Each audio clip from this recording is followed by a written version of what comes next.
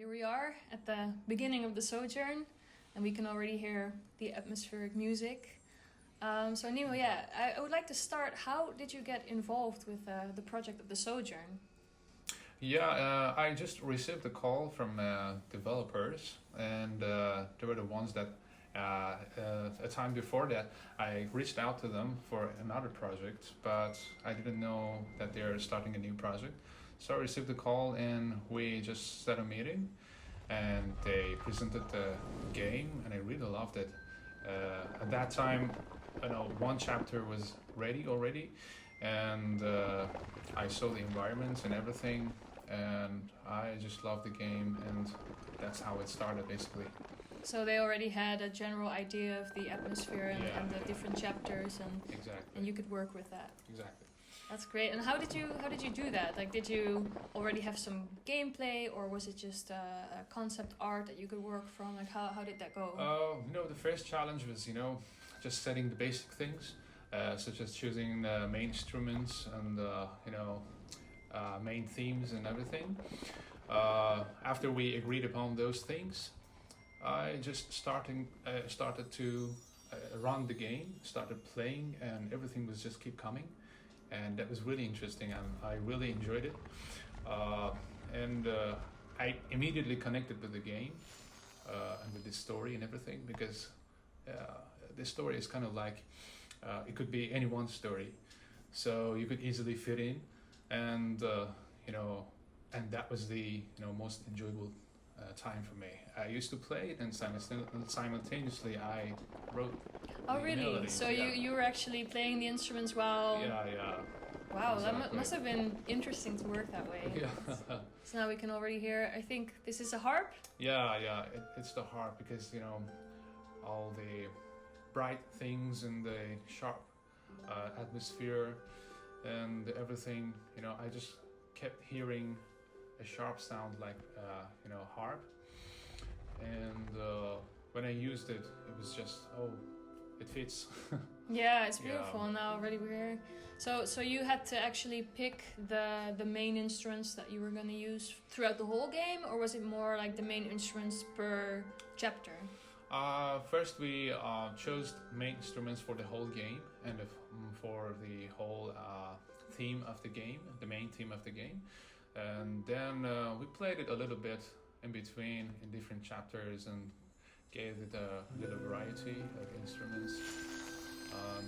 That's it. It's beautiful. Let's circle around this statue a bit and just listen, because this is really beautiful. The sound of the water as well. Yeah, you just kind of want to stay here forever, huh? If you hear this. Yeah, amazing. And so effects like water and stuff, how did you do that? Sorry. How did you do the effects for the water and all that? Is that also something you do in the studio? Yeah, I've got a huge bank of recorded sounds, which mainly I recorded myself when I go and to nature and everywhere that I could pick any sound. I just start recording. So there are a mixture of some of my recorded sounds plus some freshly recorded sounds as well. Yeah. And how do you make sure that everything fits together like this? So because it feels like it's all very much in harmony, like the water and the music. Like, I can imagine that sometimes it must be challenging to add all these sound effects together, and it's not too much. Exactly. Yeah, it's the main challenge actually. The beauty of this is that you have to make your own sonic world inside the game. It has to be realistic, but not that much realistic. It can be creative sometimes, but it should be in a way that player could easily immerse into the game. So it should not be too noisy. It should not be annoying. It should not be boring. Yeah, it's a tough challenge. You have to test it again and again. You have your own ideas at first, but some of them may not come out very well. But you have to test them, and then after a while you come. Yeah, it must be a lot of tweaking, I think. Yeah, exactly. So now we stepped into the dark world, and you can already notice that immediately the music kind of stops, or is it more muted, or how does that work? It's actually filtered very much because we needed to demonstrate how a major change is going to happen here. Yeah. And you're going to sink into other world. So we needed to make the environments in a way that's a little bit vague and maybe scary. Because you can also feel like some type of I don't know, because I'm not a composer, but I think it feels a little bit like bassy noises, like very low and like a low roaring sound almost. Yeah, because we needed to give the feeling that you are in the dark world. Actually. Yeah. It's not bright anymore. No, it's no. all dark. Yeah. Yeah, so that's what the and then it immediately returns again. Yeah. So do you play all these instruments yourself, or do you have people helping you? But actually both. I use mostly sampled instruments and mostly sampled by myself, and also sampled some instruments by colleagues and some instrumentalists, and some of them are recorded live. Oh wow! Yeah, that's amazing. Yeah, you hear a lot that a lot of composers, they have so many, like they have a library of a lot of sounds, and you have to be really creative and versatile to do this job, I think. Yeah, exactly. One of the beautiful challenges here is to make your own sounds, because since I'm designing the SFXs as well, so I need all the sounds to be connected to each other, complete each other, and not to be so far from each other. Yeah. So I tend to design my own instruments as well, maybe, and sometimes I synthesize some sounds. And when I sample the instruments, I try to add some spices myself, which is always good. Maybe, yeah. And maybe I sometimes build some soundscapes out of some musical notes, some simple notes, and I stretch them and make some environment or atmosphere, ambient sounds. Yeah, because sometimes from something so silly, you can make this really beautiful thing. I mean, I've seen quite a lot of documentaries on sound effects in games, and I know that for certain violent games, they use like vegetables for bones cracking and like a watermelon for bloody things. And is there something that you've used in this game that you would think, that's nobody's gonna guess that I use this and it might be funny or unusual? Yes. Were there vegetables involved? No, not vegetables, but something that I may recall now is for sorry.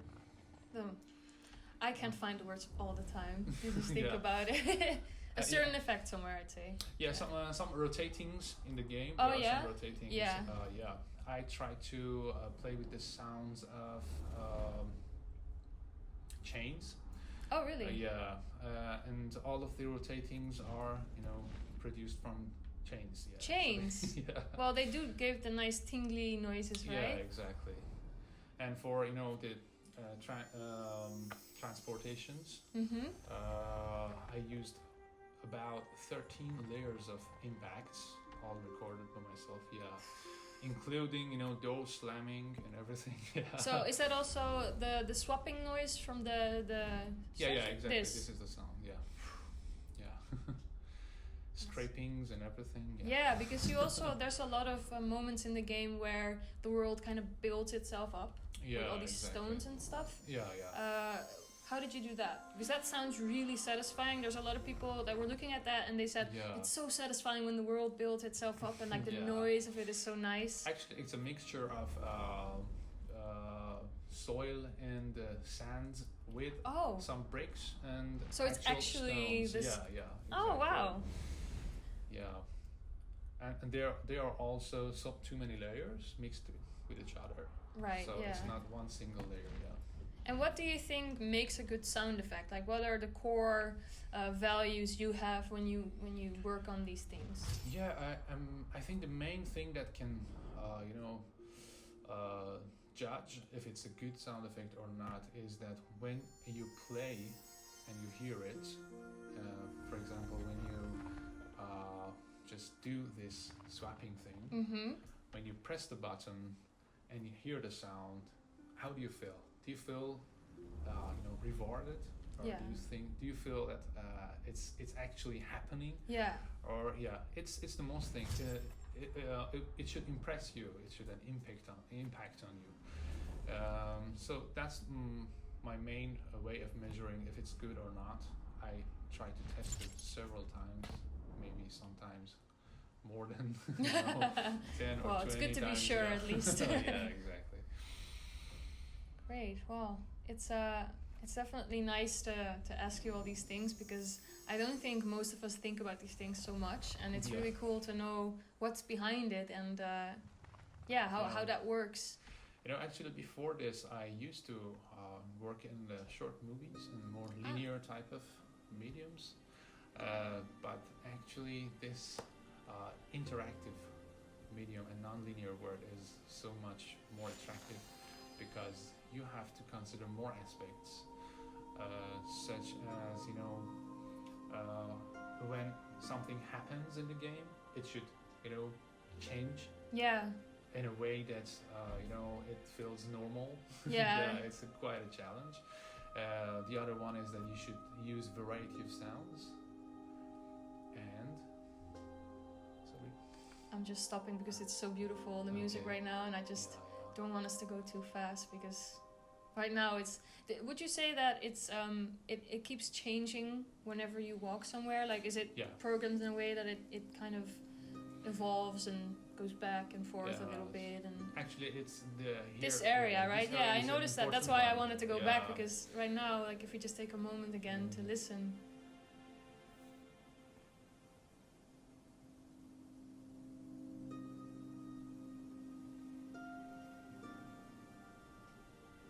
It's definitely an important scene. Yeah, exactly. It's telling a story, so Yeah. we need to hear some theme and. It really, it's Yeah. amazing how sound works, that it has such an impact when you enter a scene. Yeah. It would not make as much impact without it, or Yeah. if it wasn't designed well. And I think it's really, really well Yeah, done. Like, we're I get goosebumps when I hear it. I love it. Yeah, I'm very sensitive to sound, so these things, Yeah. I can really appreciate it when Thank it's you. done really well. And Yeah, we did really so many back and forth for this particular part. So we needed, we really wanted to be, expressive. yeah, Yeah. I think you succeeded. Thank you. Did you have any inspirations for this? Is there stuff that you can think Yeah. back on, like, well, this is something that I got a lot of inspiration out of because it was doing Yeah. similar things, or yeah, I'm curious about that. Yeah. Actually, I really like atmospheric music and also ambient music. So I was really inspired by some video games as well, such as The Journey. Oh yeah. And I really love the soundtrack and OST and everything. But also there are so many other games, such as Nier Automata. And Oh, I love really that. That the was my music, favorite yeah. thing about that game. Yeah. Yeah, the soundtrack And- is amazing. Yeah, the soundtrack is really amazing, and all the creative things that the composer have done in the game. That also So- kept changing. I feel like they Yes, did a exactly. very similar thing. So those inspired me a lot, and I tried my best to give a really close feeling, Yeah. to the game environment. And so this is the first chapter. So is there certain emotions you wanted to give off with the soundtrack for this area? Because Sojourn has 4 chapters, and Yeah. each chapter has its own identity. What Yeah. would be the thing you wanted to achieve here with the sound of it? Yeah, I needed to be simple here because it's a beginning. Wow. But even that sound Yeah, effect it's- is very strong. Yeah, it's Yeah. another sound effect that we really debated on it, and we really did so much back and forth. Yeah, we just wanted to, present an kind of atmosphere that impress something that is so simple and it's not so complicated, but it's still joyful. You're playing around. You're just figuring out what's happening, and you have no idea what's going to happen after that. So it's tied in with the story, of Yeah, course. With exactly. the Sojourn is all about the journey through life, and, Exactly. and this is the first one, so you're really discovering things, and Yes. things are new, and the players are, of course, also discovering the game. Yeah. I think it might be a good idea to move on to the next chapter and see what we can find Sure. there. So the Sojourn, it has 4 chapters, and each one of them has their own identity, their own music. What would you say is the biggest difference between the first chapter and the second one? The main difference was that the main idea was that it changes when you pass that phase, that everything is sweet and beautiful and unknown. You step into another chapter that it's a little bit heavier. You have to face some much more serious stuff.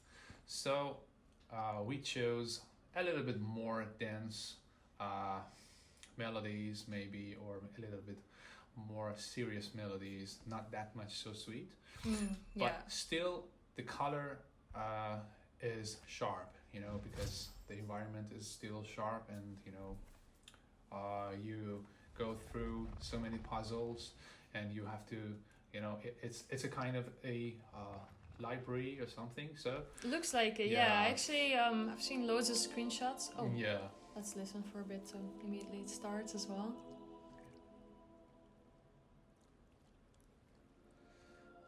Definitely a little Yeah. more serious here. And also a little bit ominous. yeah, exactly. That you have to discover the unknown, and you have to maybe Learn. learn. Yes, that's Yeah. that's the word I was Yeah. looking for. Yeah. And so also again these subtle sounds of water. Yeah. So that's The main challenge here was that it shouldn't be too noisy, and also at the same time it shouldn't be too dull, but it should be relaxing, yeah. because it's a moment of realization and learning and everything. It definitely sets a different tone compared Yeah. to the first one. I do Yeah. see that now. I think that I was curious about. We passed the harp statue on our way in. Yes. And I know that the harp statue, it plays a melody for a certain amount of time, Yeah. and then you can pass this bridge. Exactly. I was wondering, because there it is. So Yeah. I was wondering, how was that done between you and the developers? Because it plays for a certain amount of time, so you need to record Yeah. that time. It is very much connected to the gameplay, because it changed everything, like how long that plays. Yeah. How did that go? Yeah, I simply received a solid duration of how much should it be lengthwise. So I started writing different types of melodies, and the main thing I tried to do is that I tried to keep it in harmony with the music. Yeah, because Of the that must be chapter, hard. If yeah. it's playing music and then the harp plays through it, it could become this really Yes, disruptive exactly. sound. And we just tried so many different melodies, and we just agreed upon this one. Yeah. Yeah. And how did that go, the communication between you and the development It was team? really great. It was really great. They were really passionate about the game, and I really liked that. And the first thing I really tried to keep up with it. It was a beautiful art style, so I was a little bit stressed about keeping Can up you with keep? it. Yes, and be a good company for the visuals. So they are really passionate about what they're doing. They really liked what they're doing. So we were both on the same page on this one. That's great. Because I really liked the project as well. Had some kind of creative synergy Yeah, there. Exactly, yeah. That's great when that happens. It was like a very beautiful cooperation, yeah. So how long did you work on like a chapter, would you say? How long does it take you to come up with this and create everything? It was different from chapter to chapter. You know, some chapters, like the first chapter, it was really, really fast because it was right there, and I was even amazed about that because like it one of the really fast ones. just came, and I just wrote the melodies and I played it, and I just you know, saw that it fits really good, and so as a team. But some chapters we had so many back and forth, probably. So many back and forths. We had so many differences of opinion. Yeah. But you know, it was really different. Also, chapter 3 was very fast because you know, I liked it a lot, and yeah. Oh yeah, we're gonna get into that one soon. Would you say that maybe the difference of opinion sometimes would be the biggest challenge on the project, or would you say something else was more challenging when you were working on this? No, actually, sometimes we learn from each other actually, and on this, sometimes I chose something that it was not right, but the team would notice that and would tell me, and I really appreciated that. And it was really I cannot find the words. It's like maybe just a really good cooperation that way, that you learn from each other. It was really constructive. Constructive, yeah. Right. So it was really enjoyable. I really enjoyed working with them because I'm really I'm a little bit obsessed with the quality, and you know, everything should sound right, and they have the same amount of obsession, and so that can either be really totally good or challenging, good, or both. Yeah, they really understood when I told them I need to work on this more. Yeah. They weren't just like, no, leave it, we'll get back to it later. Yeah. Exactly. That's really good. So they gave you the right amount of time to. Yeah, this chapter really feels like you're more on your own feet here, and stuff looks a little less protective, if that's the right word. Like, I think in the other chapter you could see some houses and it was all a little bit more homey, where here it really feels like you're on your own path now. Exactly. You need to find your way. Exactly. You're starting. Yeah, you're really starting. Get on your feet. I love this library. It's beautiful. And like the shiny parts on the floor. It's amazing. So this is really probably the main theme of the chapter. Exactly, yeah. We have a main theme for each chapter, and there are so many variations of that theme inside the gameplay in different puzzles. Yeah, it's really nice. I'm very curious about the next one now. Yeah. So that might be your favorite one, right? Yeah, I really like that chapter. Yeah. I lived that chapter actually. Well, I think we're ready to dive into the third chapter here. So right now we're going into the third chapter that we're going to show today, and also the final one. Of course, there's a fourth chapter, but we're gonna leave that to the imagination for now. So this third chapter is your favorite one, right? Yes, exactly. That's great. So we're gonna jump into that and just see what your personal experience was with that, and also why this is your favorite one, because I would like to know. Yeah. So, wow. Yeah.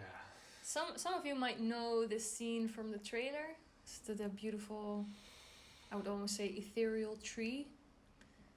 Yeah. It's still pretty quiet here as well. Yeah. It's the ambient noise of just water. I feel like this is an important moment where you. We just needed to, prepare for a, epic loading. Not that much epic, but the sound to be particularly heard. Yeah.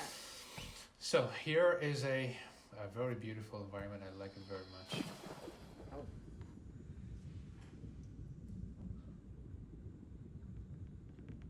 It's a transition. Yeah. Feels very underwater. Exactly. Oh wow. So it feels almost like as if we're in an area that used to be flooded with water. Yes, exactly. So there are so many gates here. And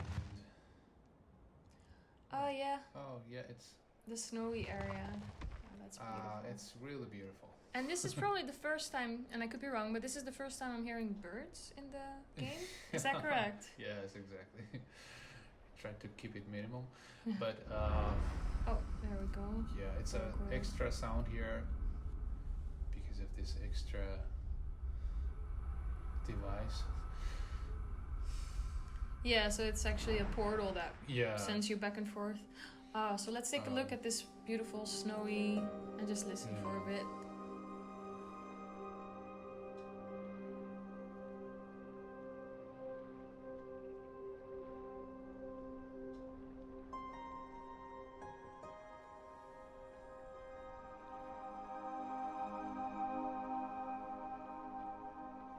I love the little snowmen everywhere. Yeah. They're very adorable. This is absolutely magical.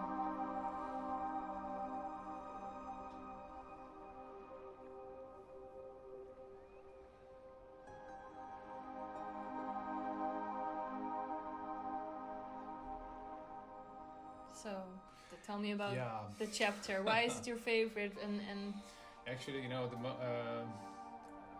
the period of time which I was working on this chapter, it was actually the time it was winter, and I was experiencing a hard time. So since I really love these types of music, this type of a little bit cold ambient music, and violence. I think is it violence that we're hearing right now? Yeah, it's fine. It's the beautiful. first time, yeah. It really sets a different tone immediately. Exactly, This instrument. Yeah. It sets the mood and the contrast between the previous levels. And I just when I was working on this level, I was actually, composing music, and it was actually going on in my life. So it was really close to the game environment. Yeah. Yeah. So it must have I been took very advantage. personal then. That really. Yes, exactly. Really put your heart and soul into. Yeah, this. exactly. And I took advantage of that. So yeah. Yeah, it works well with with artists like that. Yeah. And also the environment really inspired me. Yeah. Yeah.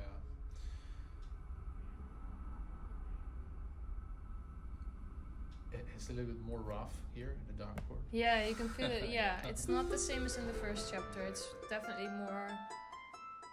Yeah, I keep saying ominous because it's just the perfect word for it, and I love that word. So yeah, and then this. So that should be like some type of ice, I think, or it could also be, well, not seaweed, but like these. Things that grow in the water. Yeah, it's something. Sorry. Yeah, it's like seaweed, but it's more like roots or something. Yeah. Yeah, or like ice veins, Yeah. or it could be multiple things. I guess that's open for the player to interpret it. Exactly. Just as many things in this game, it's a very personal journey as well. I like it that it feels more emotional, but then it also has these snowmen and houses, and it could also be like a Christmas card. Exactly. Yeah. That was what I said. What I told the developer thing at the beginning. Oh, really? Yeah. It is sad, but at the same time, Sometimes feels like sad Christmas, can feel so nice. Like it's the sadder the better. It's so beautiful. And the harp is still not disrupting the atmosphere, so that's you've done a really good job on that one. Thank you. So yeah, we're not gonna really show the fourth chapter because we want to keep something special for when the game is out today and when people can actually play it for themselves. Yeah, sure. Is there something that you would like to tell us about the fourth chapter? What can people expect, just a little bit as a teaser? Yeah, again, it's different from the other chapters. It's very different, yes. It's very different, and the contrast is much more. So I think they're definitely going to be surprised, and I really liked it. You know, I liked it the first moment that I entered the fourth chapter. I was just like, wow. Yeah. Yeah, that is something that I didn't expect. That's So, cool. yeah. That's great. Yeah. I'm really, really curious on how people are going to experience the game. And Yeah, me too. Me too. I can't wait to hear the feedbacks and everything. Yeah. I'm just really curious about how the people feel while Yeah. they're playing the game, because it's really important. Yeah. Yes. What did you think now that everything has come together? What do you think of the finished project? How do you feel about it? Yeah, it was a really great experience. It was really, sorry, can I start again? Of course. It was a really great experience. I learned so much, and I even enjoyed it very much, because as I told you before, it's this kind of story that you can easily fit in. It's the Sojourn. It's the story of your life. It can be anybody's life. So it seems like that you're playing yourself, and for me it was the same. Even when I was just composing or designing anything, the other thing. So it was really joyful for me. Yeah. Yeah. Great. That's amazing. Is there anything, and this is always the cliche question, but is there anything you would like to tell the people that are about to play this? Like, is there something you would want to say to them, maybe? Or ask them? Could be. Yeah. Can I think about this question? Yes, of course. Yes.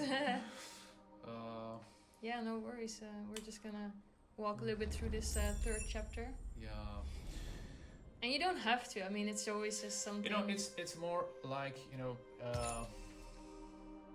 when you want to play this game, it's a bit kind of meditation. You can easily put all your stressful mind away aside and just start to walk in a new world. And I think that everyone's gonna enjoy it a lot, because it gives you a little space of your own that you can go roam anywhere you want, and you can challenge your brain a little, enjoy the atmosphere. So I don't know if I answered the question or not. I think it's more like maybe something you're giving to the players, and they now have a really good idea of what the idea of the game is, and of course your part in it. Yeah. And definitely for me, and I've been playing it a lot already. Okay. Definitely for me, this interview with you has already given me a different perspective on the game, which I think is very nice. And yeah. It's gonna be great. They're gonna be surprised. Amazing. Yeah. Well, then I think it's time to wrap it up. All right, and so here we are, still in the middle of chapter 2. We last finished off this puzzle over here, number 3, so I think I'm going to jump straight into puzzle number 4. Great, yeah, throw me off the deep end. Yeah. Nice. Now, before we started recording this, you did say that you're not an expert on every puzzle, and I shouldn't count on you to help me out. No, as you might be aware, the producer's role is not one that I am an absolute expert on every single mechanic in this game. Yeah. Specifically, I've played, I think chapter 1 about 10 million times now. Okay. I can finish it very fast because I'm very familiar with how to do everything, but I can't do everything, so yeah. We might be interjecting with some mechanics that I have not interacted with in quite a while. Have you seen the statue before? I have seen the statue, so let's just jump straight into it, I guess. The statue and the Dark World mechanics are the very core of the game. Everything has been designed around you being able to trade places with that statue when you are in a very specific state.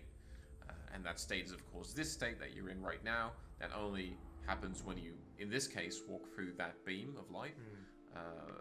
And in other situations which you've probably demonstrated in the earlier parts of the stream, when I wasn't there, when you walk through one of the glowing flames, and then you've got a radius that you can walk.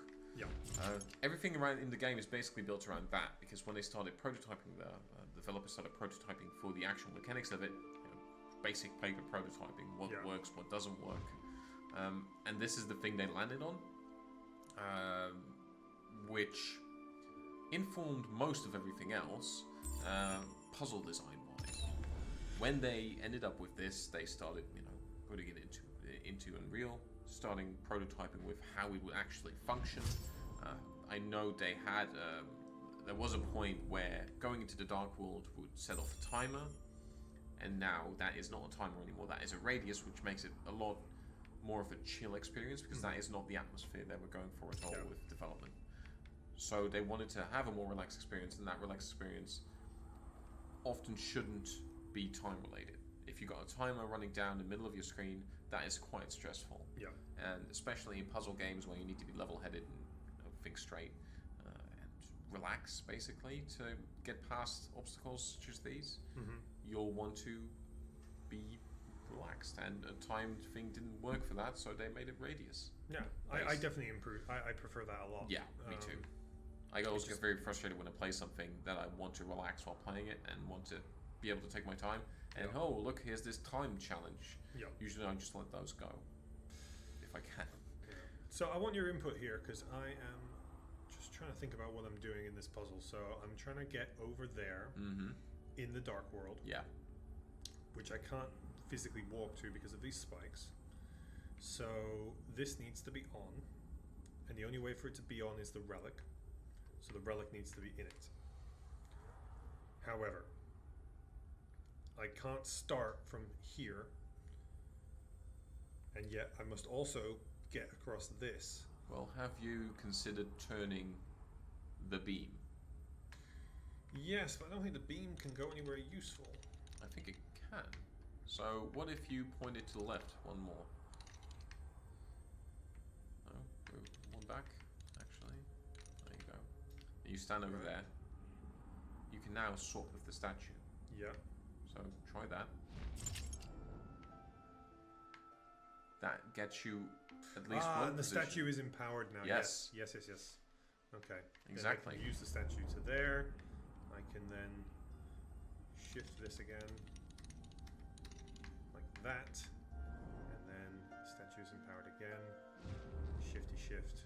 Walkie walk. There you go. Gate, and then now there's a gate that you forgot about the gate. Forgot about the gate. So that's rookie fine. mistake. That's rookie fine. mistake. It's not a problem because we can do this, then this, then it's swappy swap. No!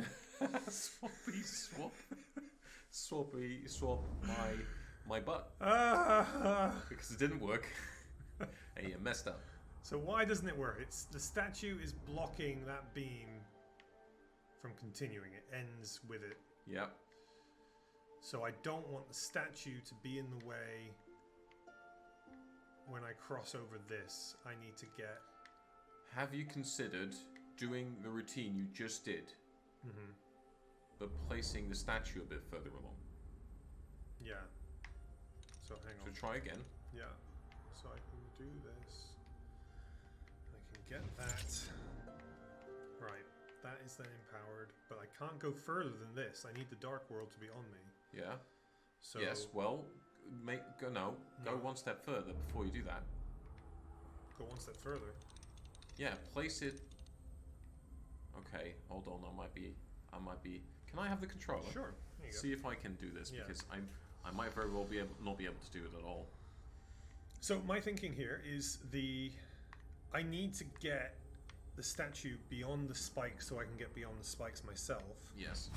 Then it's probably one of those classic, now I've done that, I need to just try not to undo that, you know? Yeah, classic. Well, you see this come up in the Sojourn all the time, though, where you're able to get past one obstacle and then you kind of almost have to feel like you go back and deal with the primary obstacle, you know? So yeah, so we made it over there fine, but then the statue is not where it needs to be for the gate to be open. No, it isn't at all. Okay, let me think about this for a second because... Oh, okay. How about this? You turn the beam. Yes. So it's facing the statue. Take the relic. and walk up to. No, you're not gonna be able to get through there. Can't, but I can do this. Yeah, my thinking was you could put the relic into the statue, and then you'd be able to use the beam across, and then swap with the statue from over there. I'm probably supposed to be shifting the relic over to this at some point anyway. Yeah. Because that thing right now is not activated. What I want to do, I think, is get over there with the statue. Yeah. And then swap into it by leaving it in, by putting it in the lock.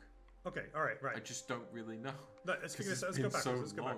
Since Right. I played this puzzle. Let's do this. So, let's get the statue back over there.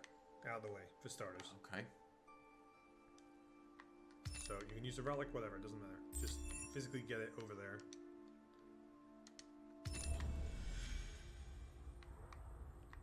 Alright, so... Alright. Swappy swap swap. Okay, then... Let's hold put up. the... Wait. Put the relic in the statue. Yes, that's what I was thinking. And then But we'll then use... No, because we'll use... No, because I can't get over... I can't get over there anymore. Because my thinking is you need to use it to get back here to then plug the relic in, and then you can do the whole walk. But you can't walk from here, from the beam. You have to swap Yes. with the beam on already.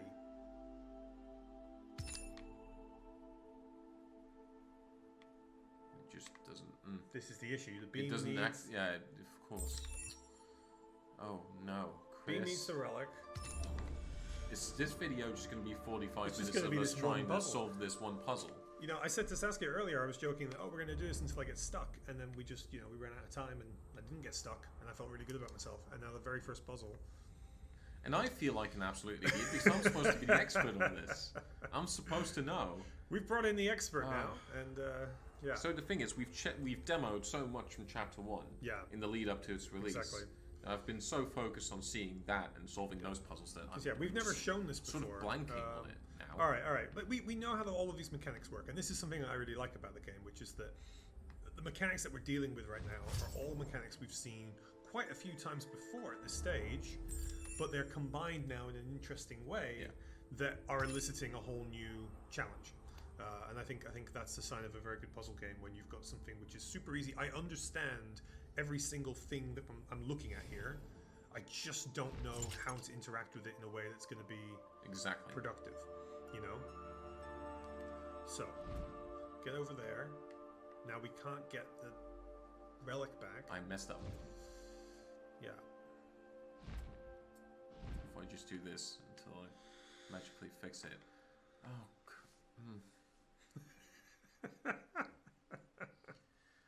Oh. Okay, well... We can always, if we really are stuck, another thing I was saying before... we can just go do something else. There's loads of additional challenges that I've skipped over here. You know what, let's just go do one of those for a minute, because right now, I am just blanking on this bad boy. Yeah. Alright, fine. Away we go. Frustrating as heck. Goodbye, statue. I'm going to go back to the hub area of Chapter 2. Yeah. But yeah, this is something I like though, is that it isn't, some people might get the impression from the first part of the game that the game is very linear. Yeah. But it isn't entirely. Like, it does open up at this stage and you do start to get your own choices and there are optional things for you to do as well. And I think that actually when it is a puzzle game and it is starting to get increasingly difficult, it's nice to be able to feel like, okay, well, guess what? There are 2 more main missions to do in here, plus 6 entire scrolls that we haven't done. Yeah. That's in this floor of Chapter 2. We can also get back in the elevator. Yeah. Go back down. There's all the scrolls I didn't do back there as well. So I've got now, a good 8 or so puzzles open to me. You can basically go do whatever you want. Exactly.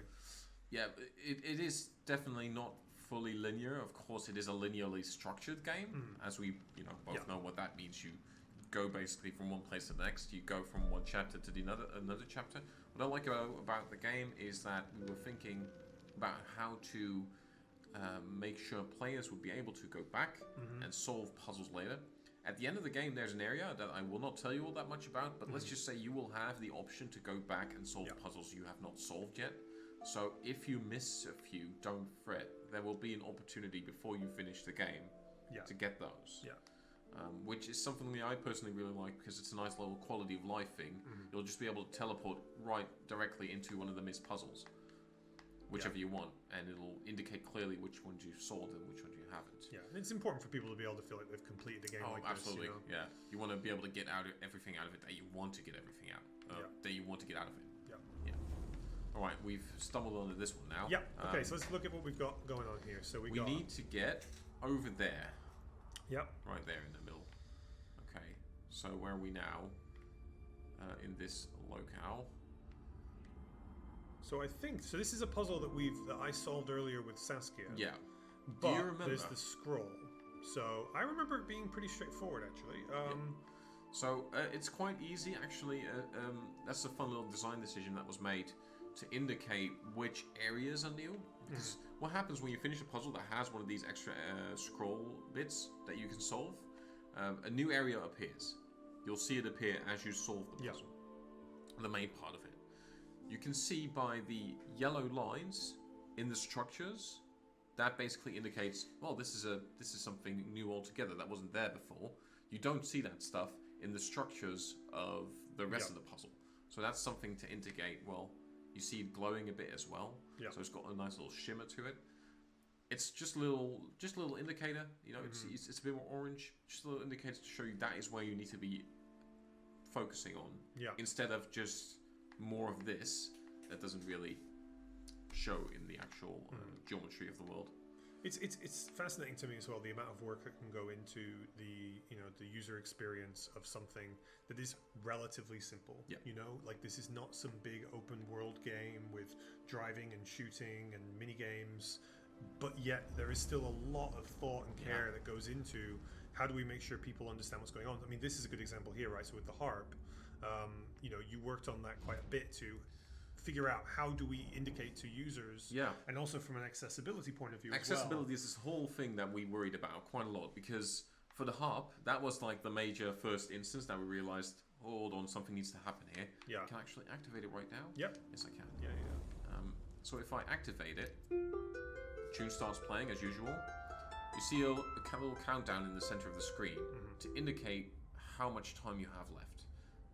This is I think the only timed mechanic that the game has. It still leaves enough time that if you'll know when you've done it right, that you have enough time to cross a bridge or whatever. Yeah. This one didn't have that ring before. It needed that ring for people who are playing silently or possibly hard of hearing to indicate this is a mechanic that's happening right now. You'll see it'll give out those the sonic booms as well, and the notes happening. Yeah. That is also part of it to indicate, oh, this is something that's activated right now. There's a bunch of small, basically little indicators that show you that it's active. The thing I'm most proud of, it's kind of a basic feature. The more I think about it, the more I feel all games should have this, but often they don't. Is if you go on the PlayStation 4 version, we're playing the PC version now. If you go on the PlayStation 4, on the Xbox One, or the PC, you can rebind all the keys any which way you want. That's great. That's great, and most console games don't even have that. No. Which I find slightly baffling, because it will help a lot of extra players experience the game in any which way they want to. Yeah. That makes it also perfect for using the adaptive controller of Xbox, for instance. You can do this any which way you want, and we offer that customization in the options settings. Yeah, it's really easy to do as well. Yeah, I think it's especially if you're making a PC version of your game. Most PC games have that as standard, and I don't see why it wouldn't be standard on console. Neither do I. Neither do I. I still haven't gotten any further in this, by the way. Did you? Give me. Yeah, all right, good. There we go. Right, we've done this one before. It's fine. So we can use the statue. This is just the old. Use the statue across the bridge puzzle. Puzzle 1. Then once we get in here, we can rotate it. Get over and there. Then I enjoy the fact that this happens. That even though the actual meter has run out, because I'm in the dark world. I'm in the dark world. Yeah. It doesn't care. So there we go. I can go over there. Get peanut butter fingers. No, made a mistake. Did this last time as well. Little knot in thinking. That's interesting. So I need to get there. There might be more than one way to do this, but I'm going to leave this one to you. Oh, really? Okay. Yeah. Yeah, people have asked me that before as well. Is there more than one way? It depends on the puzzle, really. Yeah. Some, of course, are very introductory, and others are not. You can play around with the mechanics, and for certain puzzles, there's more than one way. There's more than one way to probably do this. So, first of all, let's get the statue here, I think. Right, then it was a case of...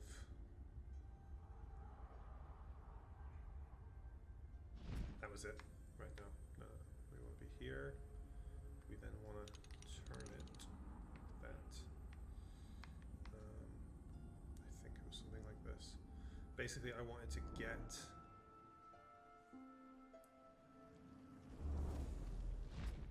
I'm just observing at this point. Yeah, I'm just trying to remember how I did this in the first instance. Effectively, I needed to have this completely open because you need it to cross over here at the end anyway. But so now this that's not needs the to be case happening. anymore. You need to go there. Yeah. So the settings are completely different, so you can ignore that gate. Yeah. But my point is that this was, I'm trying to sort of resolve the puzzle. So I know that it involved I don't think you turning, need to resolve it. switching. Well, I do need to resolve it. No, you don't. Why not? Because you need to get to the scroll, which is the other round all the way around. Oh, sure. But I think it's always easier when you've done the original puzzle. No, it isn't at this point, because Really? if you see where the solvent is, how it's been solved. No. I think I could have Didn't made make that it. if I... You might, I have not done this scroll, you might have to, No. look at where you're going, come on, it's not that difficult. So if you look to the right real quick, there's another one of those, Harps. that one. The beam. Yeah. I was blanking on the word beam for a second for whatever reason. There's another one of those beams, so you might have to angle that the other way around and use the relic to get further. So you might be right after all. You might have to open the gate. I think that's the gonna gate make needs to things be a lot open. easier for you. Okay, so...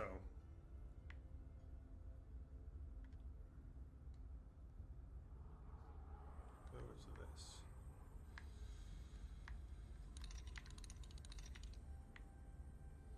Could also have the statue there, potentially. Not that that really helps me in any way. It might. don't Shall I think it try? will. Don't think it will. Give me a second. Let me have Okay. one go at this. Okay. Something I'm very excited about as well is seeing influencers play this. Seeing people stream it, seeing people kind of work it out live. Okay, this gets me to here. Chris, I've never heard anyone use the word influences in the wild, but that was very interesting. Yeah. No, definitely. I'm looking Well, I just forward mean to anybody who plays games No, on the no, internet. I was joking. I'm really excited about seeing how people find weird ways to solve puzzles, because we're a company with interns.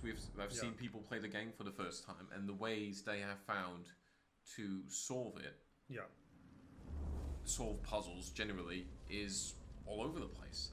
And I've seen some very interesting solutions, or at least let's just say creative use of the mechanics they have at hand. Yeah. To actually get to the end of it. Now you So just I'm need gonna to need the beam wiggle around here. a bunch, but you'll lose the thing. Yeah. No, I need the beam though. I need to get the statue over Yeah, there. you do. So, yeah, I'm gonna have to go back and resell this.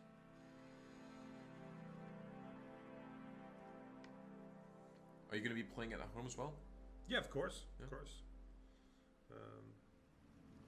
Obviously, I have the benefit of having it on every single device that I own, so You're kind of obliged to. yeah, I can choose whichever format I like.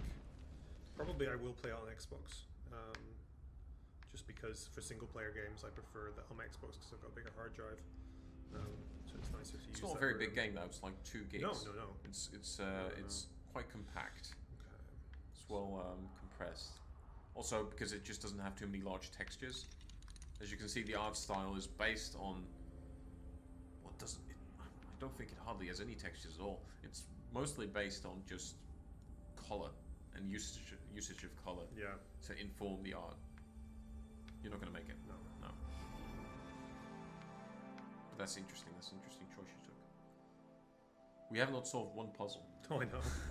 This is like the antithesis. I was like blasting through puzzles the last time I played this. It was just like, you know, going way too fast, not even really like pausing on the solution. Well, at least people will see that it's actually challenging. Yeah, no, definitely. No! Have I blanked on a ton of these puzzles? Yeah. During full-on development. I've even solved this puzzle. If someone wanted to, they could go back and watch how I solved this. That's not that long ago. It's the cheap way out. Okay, let's just do all the things again. That's the easiest way to go with this. So we're gonna go over here. We're gonna do this bit. And what was the solution here again? It was being in the no, it was not. You need the dark world needs to be on me. Can I try? Yes. You've had your go. Yeah. Now I can really screw this one up. Okay, so what I want to do is get that thing over in that lock. Yeah. That's my primary goal. Yeah. No, I'm really glad that we can. In the dark world when I cross. But there's a relic in there, isn't there? No. No? No. Okay. We are just dealing with the flame right now. Oh. Okay. The relic, if you want one, is over there. Beyond the gate. Oh. So if we just solve this puzzle, we will get a relic. Good. That's great. Well, so just solve the puzzle I've already solved, Kevin.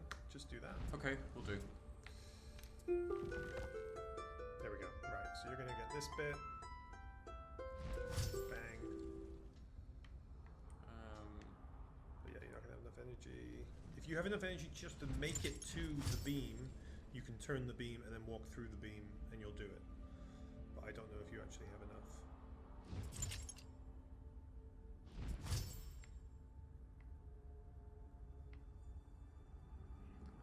No. Well, this is progress, though. Oh, I know how to do it. I think. Go back to the flame. Go back to the flame. Yes. Right. Okay. Wait, no, I don't. Yeah, no. The gate's open. All right. So, swap with the statue. Yes. Okay, walk backwards. What? Go around this edge. Turn the thing. I won't be able to unlock the door anymore. Yeah. It doesn't work at all. That's a terrible idea. No, you're right. Yeah, I haven't thought this through. Okay. You're really close, though. You're really close. Yeah, I know, I am. I'm great. I'm good at this. Yeah. We just need to get that beam turned. So you just need to get to the beam now. How do we do that, though? This is my point. I think you can make the walk around there. You can't make it from here because it's too long. But you could get to the beam from there, turn it. But then, yeah, you would need to. I would not be able to get back. You gotta get back, otherwise. So that's the mess we're in. What you need is this. You need to have the statue in there, and have the beam already turned, so that you can be standing in the beam and swap. Because when you're in the beam, you'll have the power to swap with it.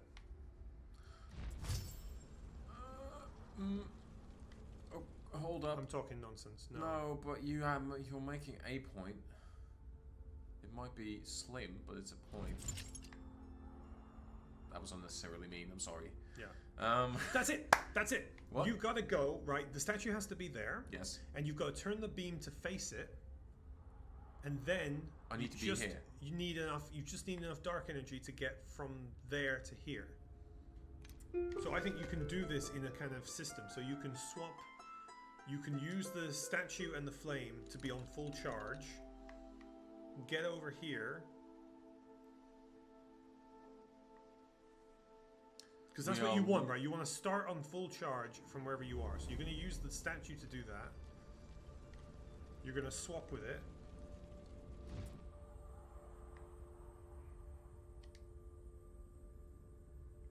I'm nearly there. You then need... Yeah, because yeah. You would have enough. You would have enough with a full charge. Hold on. Oh wait, no. With a full charge, you'd have enough to walk from the plate, turn the thing, and maybe even walk back again.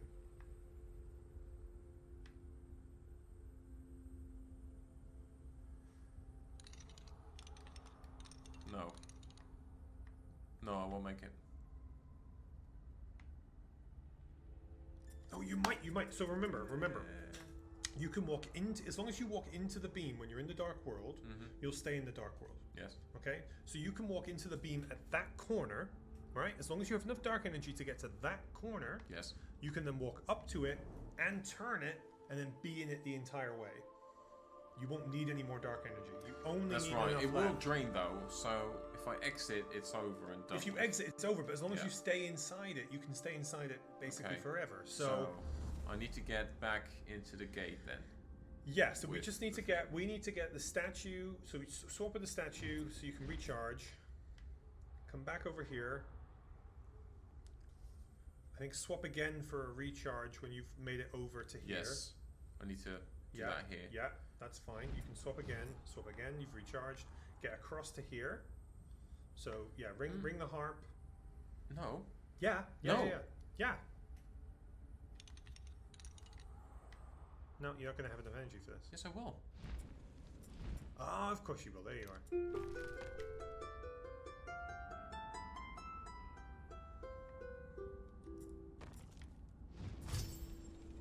Yeah, you're fine. You've done We it. did it. You've done it. We did it. We've done it. I think I would have done it as well, but Yes, you would have, but I'd like to take the credit. yeah. Nice. So I need to. And then you're in. Now you're in. No, you don't need to swap again. You're fine. You're in. So you'll now stay right, in. I can do that now. There you Just go. do this. Okay, good, great. It's like Done wealth, it. you know. Once you're in, you're in. Yeah, is that how wealth works? And now you've got a relic. So now we can do all kinds of stuff. All right. So well, that begs the question: how do we get across that one, that bridge? And do I take the relic and exit? Because if I do that, it'll die as soon as I exit the beam. Yeah, it will. Well, maybe what we do then is use it to walk over this part. So walk up to the thing, turn it, walk over, activate that, jump over, you'll fall out of... No, turn it, get in there, swap with the statue, you don't need the gate anymore. Get across again, you'll come out at that point. I've lost you already. Okay, first go over there. Yes. Then I will turn this. Yeah. Then turn it and do a little walkie. Daisy. Right, great. Over there you go. All right. All Now, right, as soon as then- I exit, this will bollocks up. Yes. Yes, it will. Let's just try. Yeah. Ring it. See what happens. Cross it. Because we need it to be gone for you to get here. Yeah. So what we need I'm is... holding the relic right now. The relic should be in the statue. And then you can swap with the statue. Yes. That's nice. And in fact, what we want to do is swap with that from the flame. So let's first go get it on the space it needs to be. Oh yes, of course. And then I can't do that now. Yeah, okay. Okay. But that's fine. We can do one swap with the flame. Yeah. Get over there.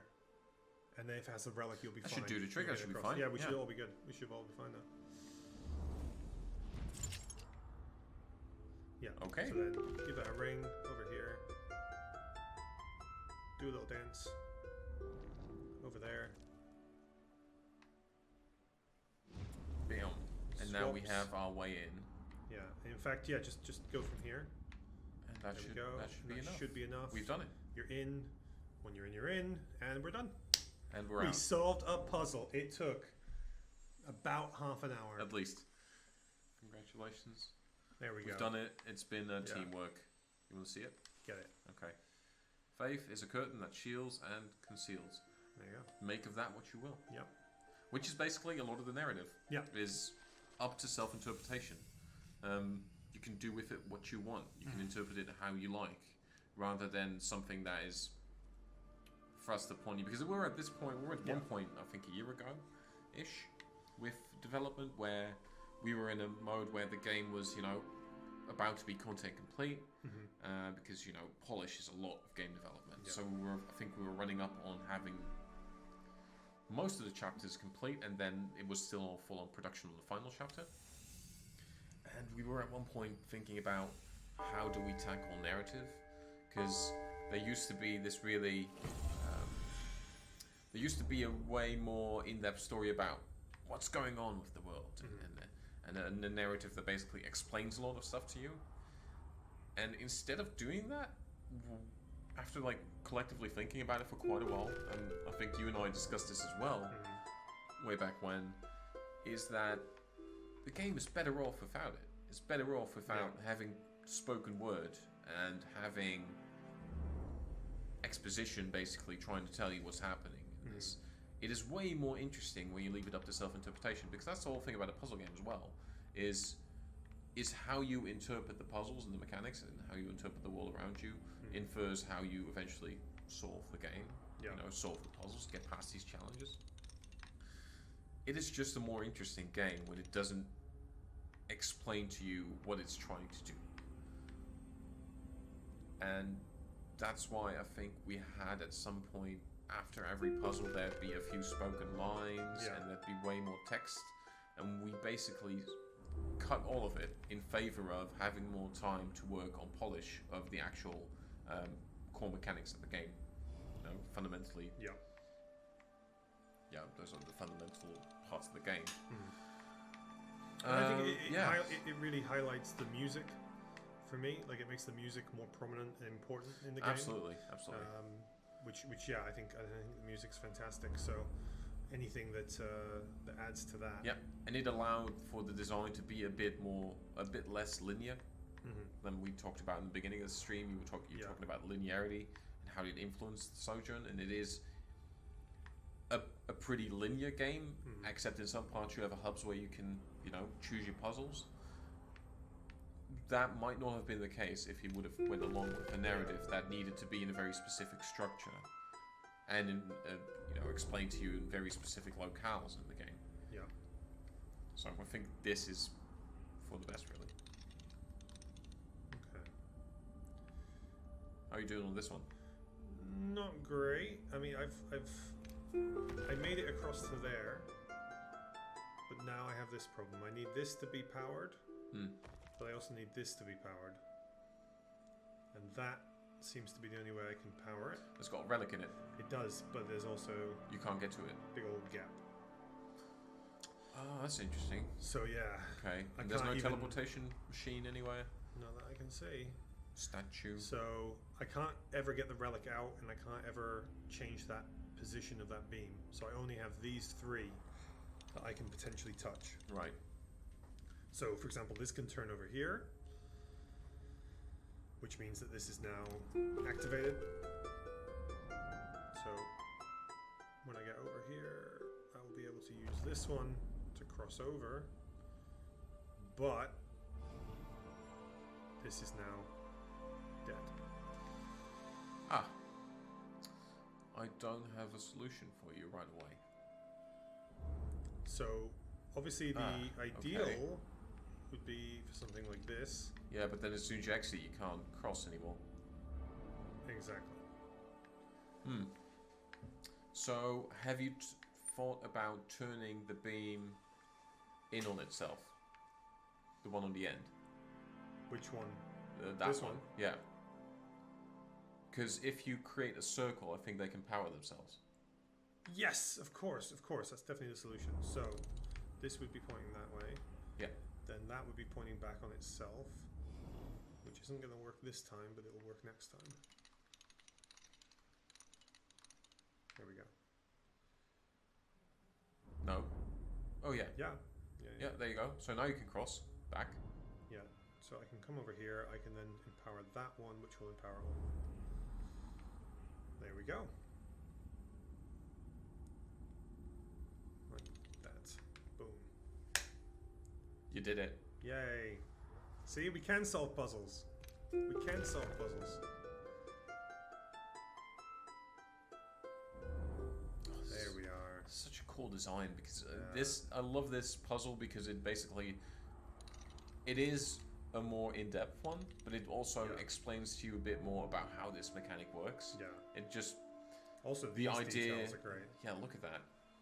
What could it mean? And I love the sound of bells as well. Yeah. It's if you stop and a minute and look around, you'll see all sorts of things. Yeah. In fact, there's the bell back there. Yeah, the bell is prominent in this chapter. Yeah, and there we go.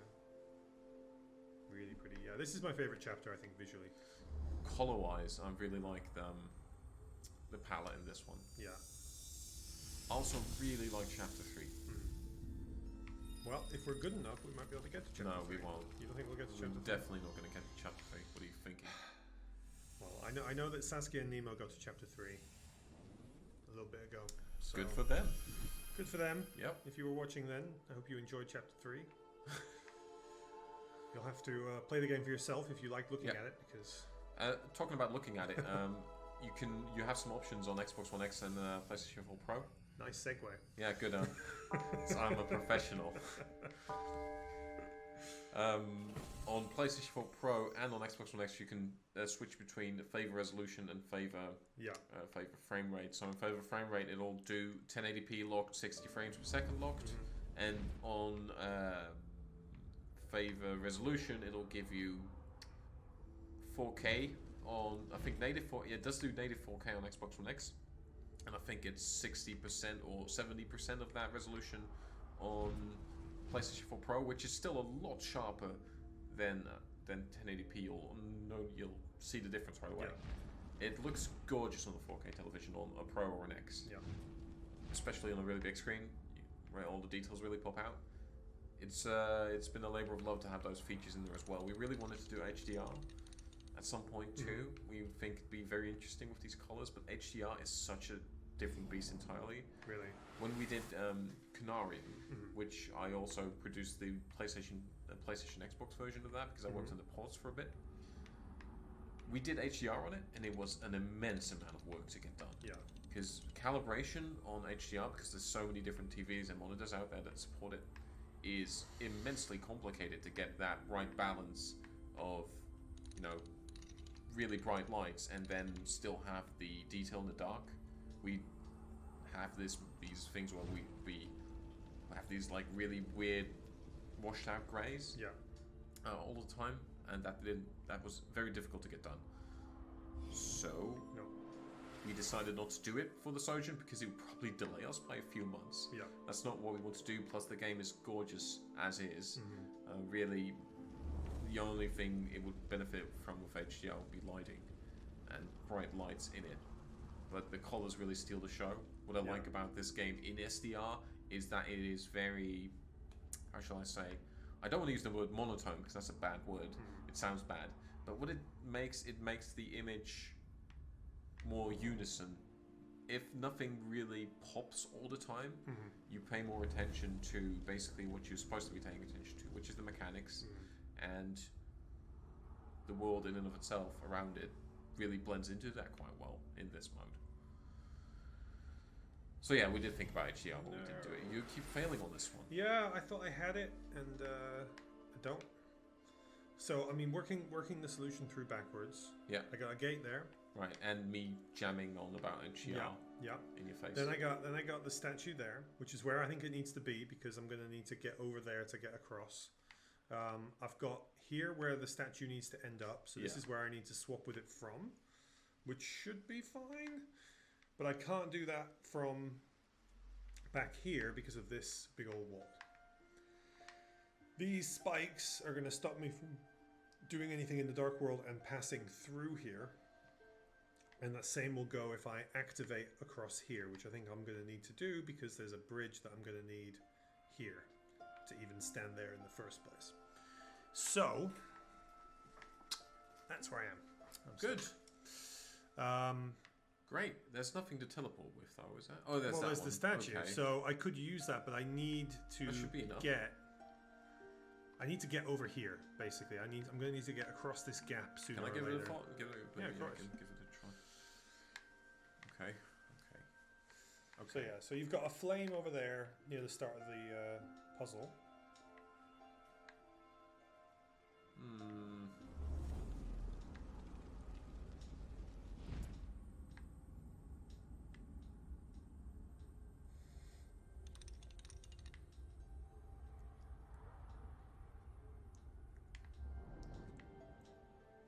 See if I can mess this up even worse. Have you tried this? What, just walking over here? Yeah.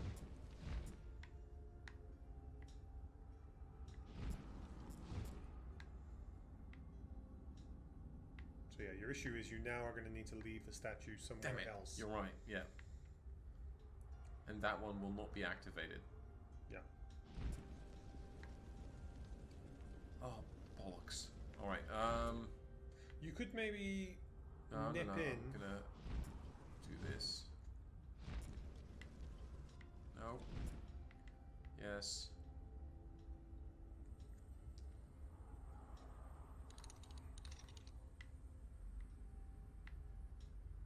I can't get. Yeah.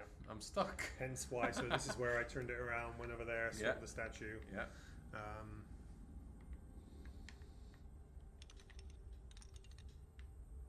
Oh, yikes. Okay, well.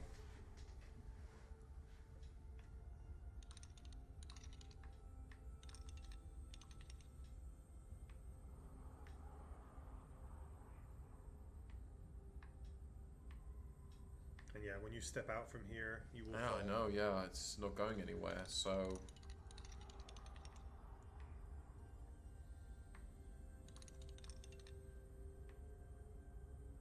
Oh, so that's how you ended up with it there. Yep. Which I think is the right move. It might be. You might have been onto something already. So at that point, we're now in it here. Yeah. Now I notice there is a bit of extra ledge this way. If you keep walking straight from where you are. Yeah, but like I'm gonna run out. I'm definitely gonna run out before then. Oh yeah. And that thing's in the way now, so I can't swap with it. Even if you could, you would pop out of the Dark World. Yeah. Well, no, I wouldn't, because the beam is pointed at it. It's right there. Okay, hold up. I need to create some distance.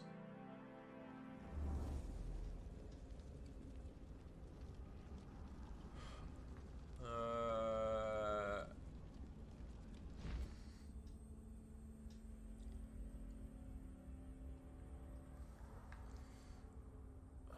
no, okay.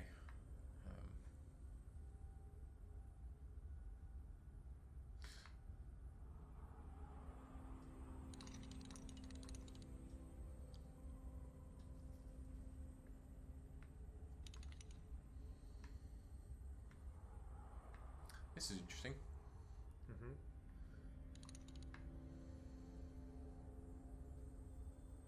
Try that, because you can walk through the spikes now. You can't go this way. Yep. But you can go the other way. So if you go that way, you'll be able to go that way. I can't. Oh wait, I need to deactivate it first. There we go.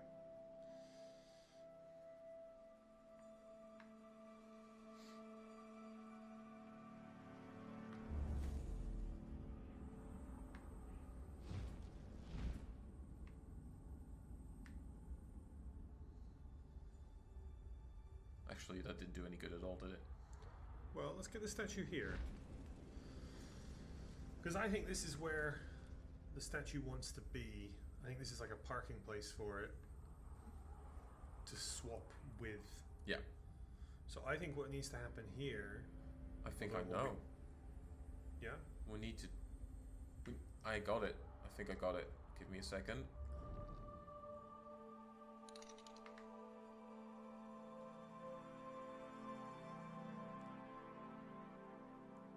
Give it a second.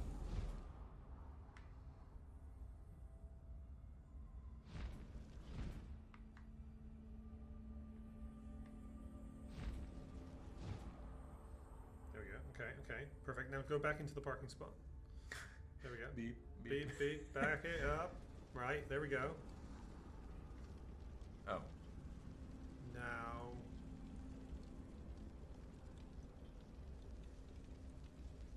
You can walk over there. You can get into the beam and you'll be in the beam still. Don't worry about it. Just do it. Just do it. You're done. You're fine.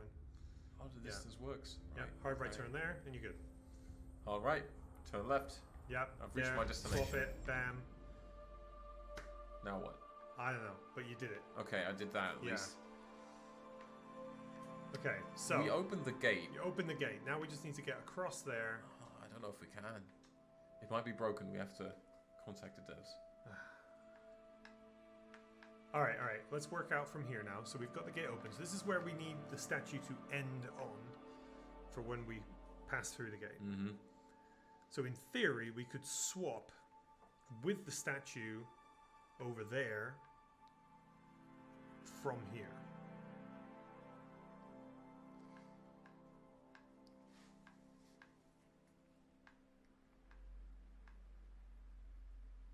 Oh gosh.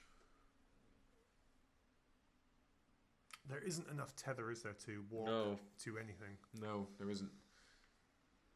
At all. What I could do is this. I could rotate this one back. Now, if I let's just see. Let's just. You'll get in there with that. So the least I can do is get here. Yes. I'm really sad that the meter's still running, and then if I. That's fine. Turn it. Oh, we think I solved it. I think I solved it actually. Yeah. Again. Right in there. Okay. Now we did it. You've done it. We've done it. Nice. Good. Great. Proof that we can solve puzzles. We did 3 another of them. puzzle. We've done 3 puzzles. In what? An hour? Yeah, nearly. Gosh, we're slow. And now the extra part appears. Well, let's do this. Come on, let's do this, and this can maybe be the end. Okay. Are you sure? Yeah. Are you up to it? Yeah. I don't know if I am, but okay, we're going to try anyway. Come on. Okay. We did this one, no problemos. Yes, no Right. problemo. My butt. Yeah. This is easy. I mean, look at it. It looks easy. Like, it's just going to be... That's the point. All of it looks easy. Yeah, what is that?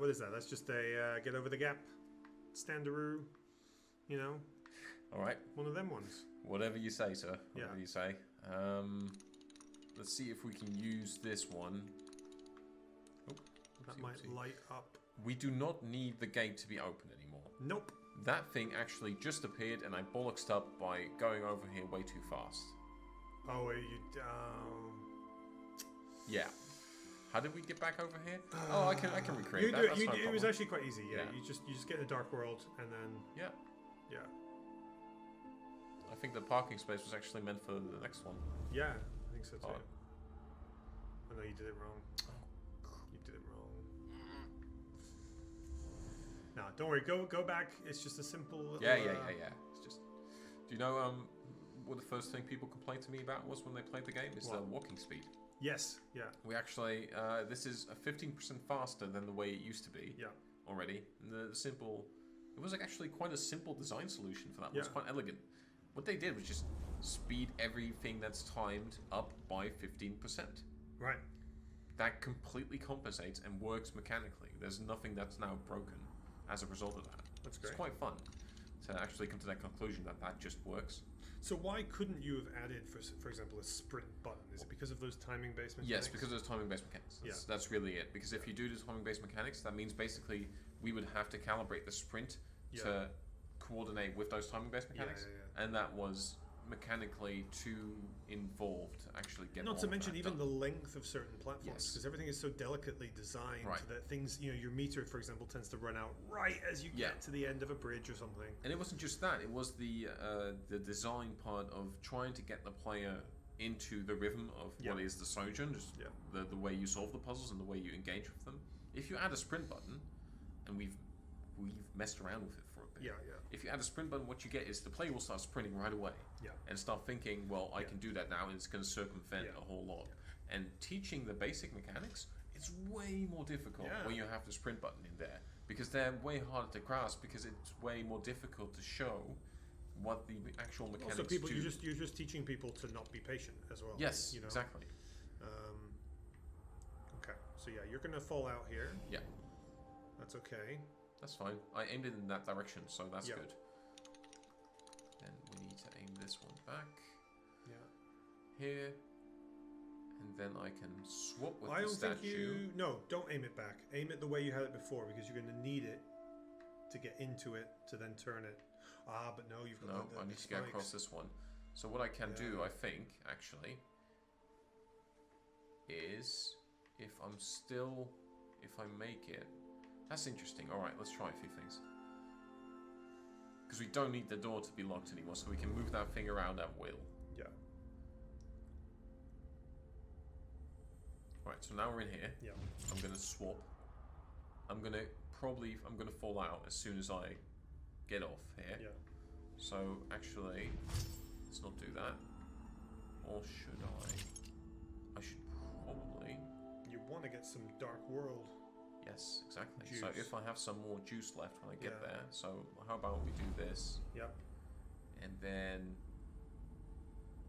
I think I solved it. Yeah. I think I solved it. Yeah, I think you're already there. Yeah, you'll be fine. You'll get into this. Yep. Then you're in this. Then And you then I can can swap. swap. Yeah. Back and forth, and I'll have enough to get. Yeah. No one will notice, and then you're good. We did it. You've done it. We're smart. That's it.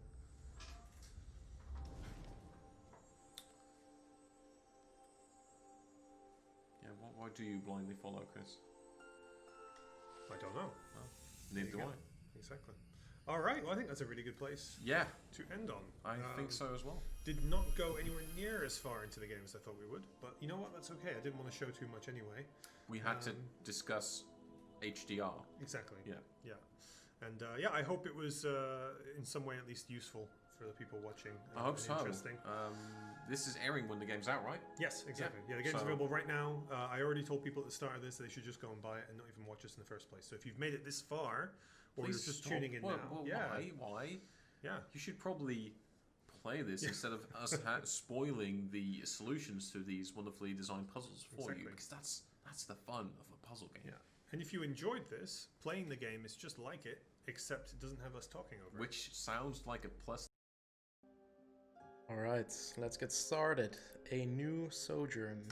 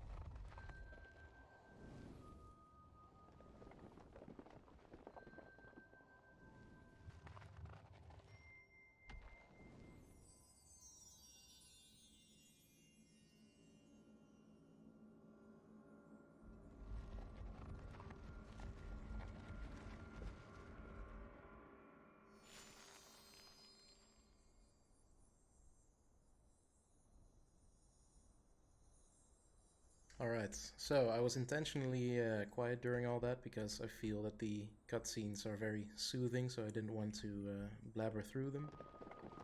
However, now that we're through the first one, oop, the music just starts. Very nice. The Sojourn is a first-person puzzle game. I haven't seen any puzzles yet because we're still in the intro. Taking in all the beautiful scenery, chilling, vibing, following these strange little spirits around.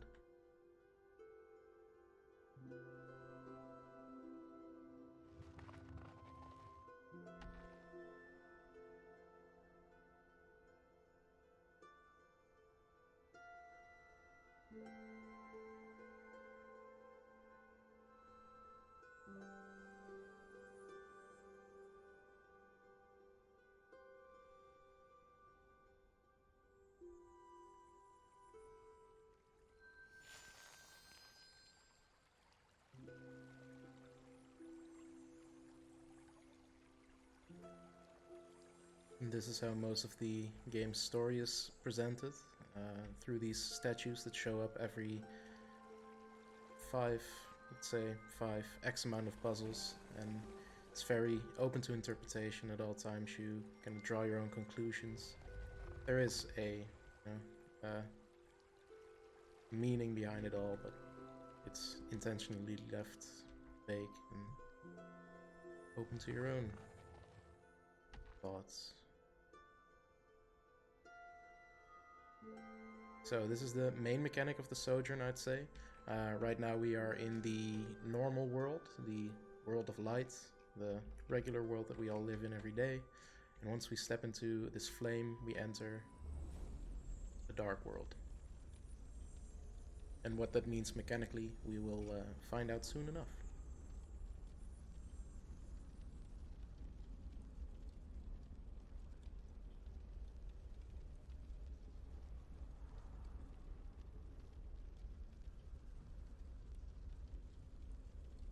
And once we move off the flame, we will consume the power of darkness and the power of the flame. And once this bar runs out, we go back to the normal world.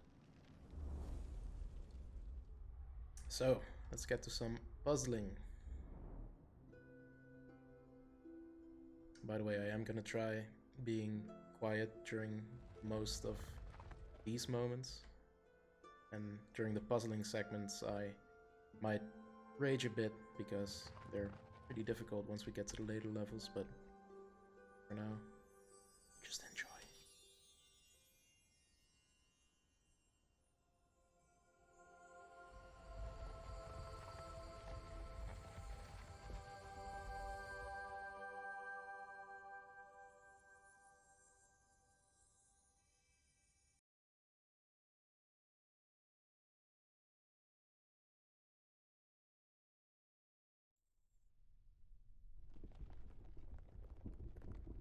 Right.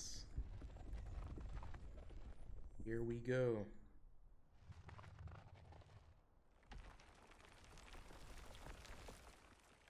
First dawn.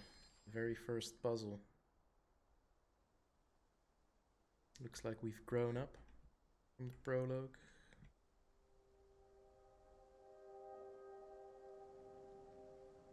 Certain platforms and walkways are only available in the dark world, which is why managing this energy is important, because if you move too much, you won't be able to cross the bridge. Here we have an angel statue, which we can swap places with, but only if we are in the dark world, which awakens the statue. Now we're on the other side. Easy enough. Very good at this. Very good at this, clearly. Puzzle master. But there's plenty puzzles more. Probably only gonna be playing through some main puzzles, main story puzzles. There are some extremely challenging challenge levels that we probably won't be going through because it's not really, I don't really want to spoil the solution. So by the way, even if the statue is on the flame, we can still walk on it and replenish our dark energy. Let's call it dark energy. Swap back, get our energy back, swap back again, and now we can cross the bridge. And each little point of that star is one level. And then there's 5 more, and I believe 6 more. So that's only chapter 1. Plenty of puzzles. And then we get to the good stuff. Because these are fairly simple. Anaphora. We're already getting to slightly more difficult puzzles. Swap this one to the flame. I have to cross 2 more bridges, so I think it's just a matter of crossing, swapping, and crossing. So far, so good.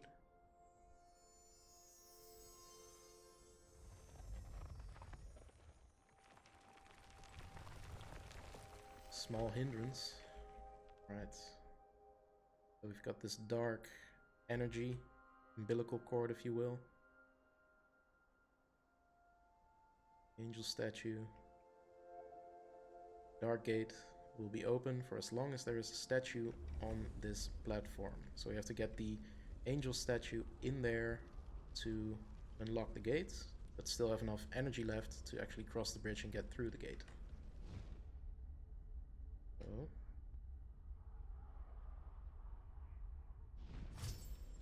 easy peasy. Child's play. For now. Ooh, very pretty. Now it's a light umbilical cord.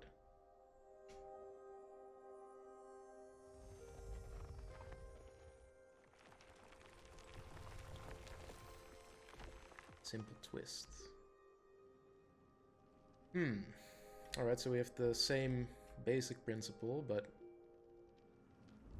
where's the... Ah, there's the angel statue. So let's start off by doing the same thing. And then I assume there's going to be some trick, because I won't be able to reach across the bridge with this finite amount of energy, so I have to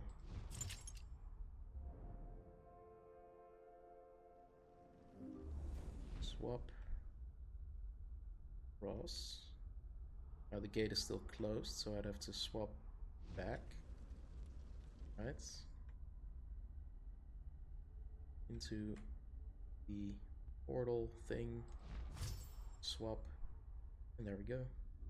It was a simple twist. They did not lie to me.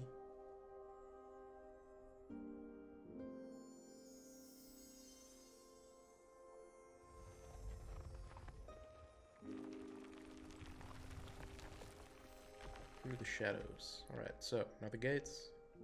Flame, statue, portal.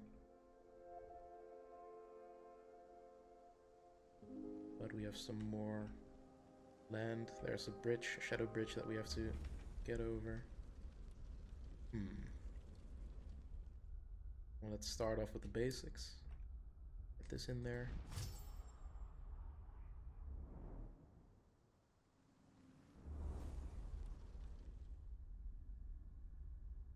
Won't be able to cross the bridge with this amount of energy, so swap.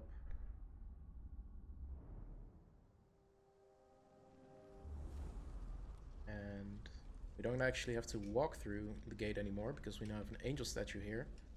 We can just swap through it, and it's actually... that's it.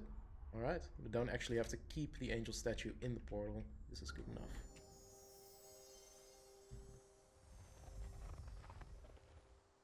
Just gonna take a sip of water. Remember to stay hydrated, especially if you're going through a heat wave. Ooh, very nice. Right, so we, I believe, completed 5 puzzles, which means we get a nice little bit of story here. More statues. There's 2 little spirits. Oh.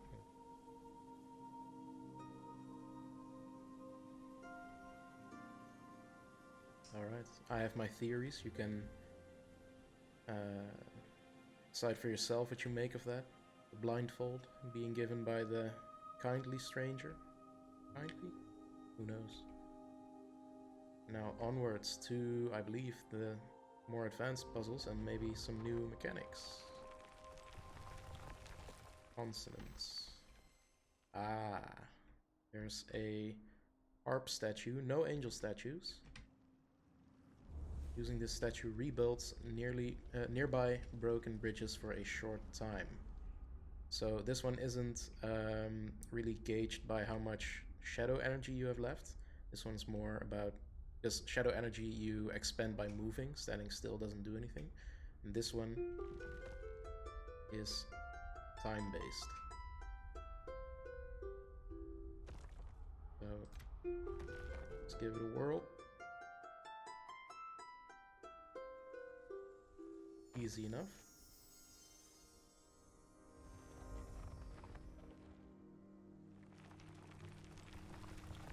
Overture. Alright, got a portal. angel statue, flame, and a harp statue. Getting crazy.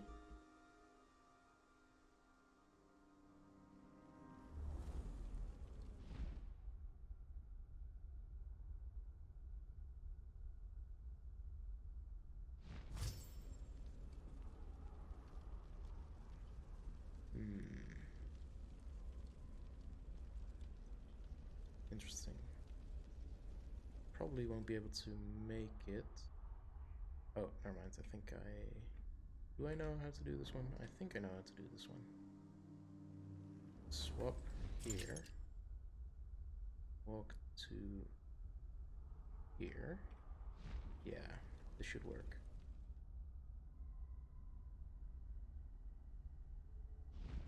Swap.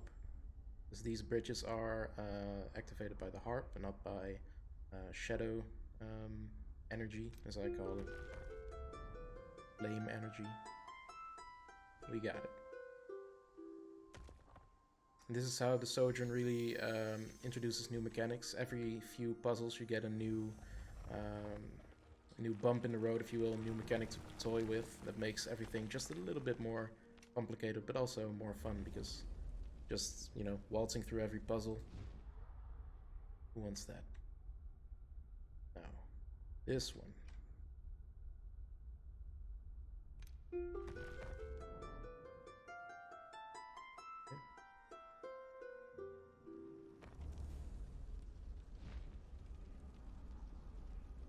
So I think we just do the same thing to get both ourselves and the angel statue to the other side. No, we can't because not enough flame.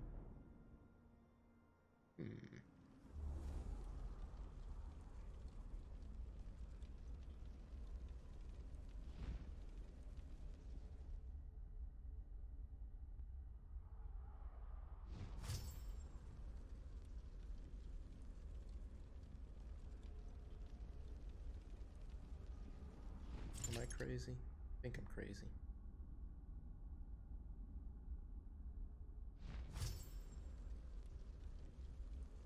Get over there again. There. Then, I think I got it. Yeah. So now we have enough energy to cross the bridge, activate the harp, and then both statue and I are on the same side. Because there's no shadow bridge here. Just put it in there. We are done. Nice.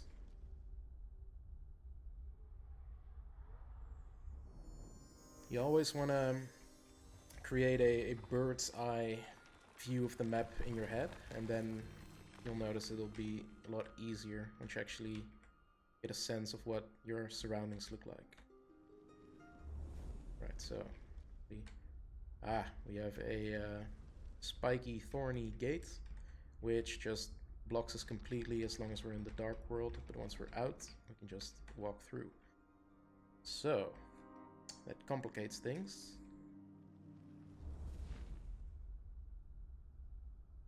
Right, we got 2 statues. Okay. I've got an idea. That's where it begins. All you need.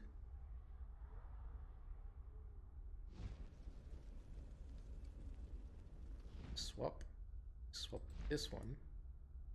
Go over here. Swap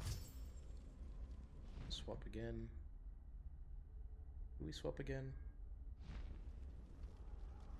I think we do, but I won't be able to reach that. So I'll have to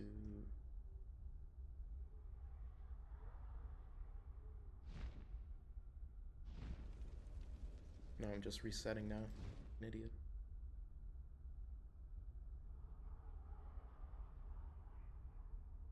Okay. Use your noggin.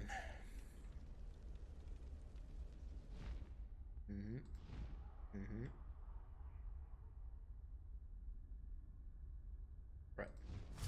We got this on lock. And then...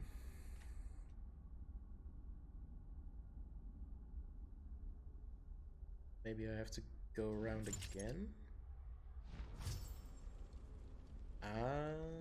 Maybe? I say but...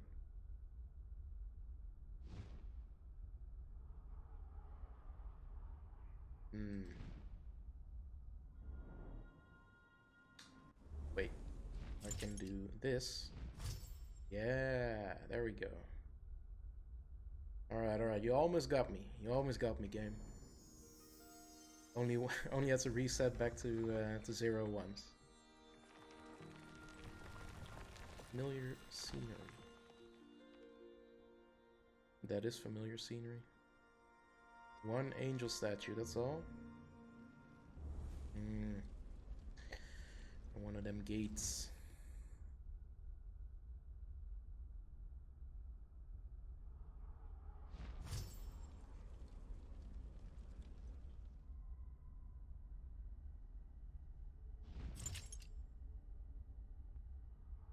That doesn't seem right. Or does it?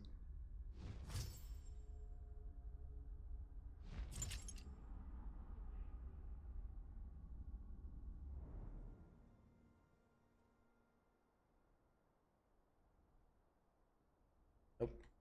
That does not seem right. However, it totally does. We did it. Easy.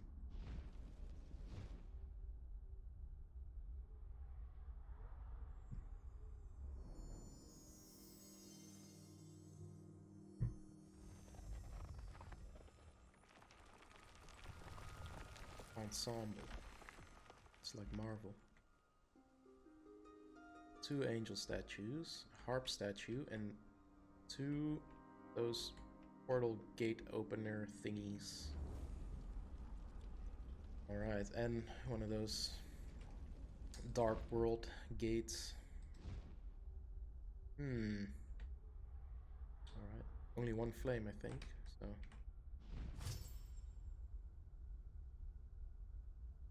Okay. So far, so good. Do I just... I think I just walk... activate the harp and then make a beeline? No? Yes? No? No. Not gonna make it. Oh well. If only it were that simple.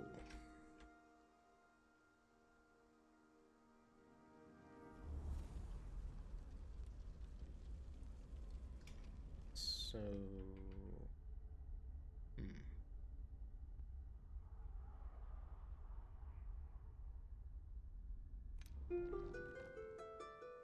It is that simple. You just had to recharge. Alright, well. Chapter 1 cannot defeat us so far. However, I can tell you for a fact that these puzzles get way more difficult later on, which we'll go through a bit. Well, story.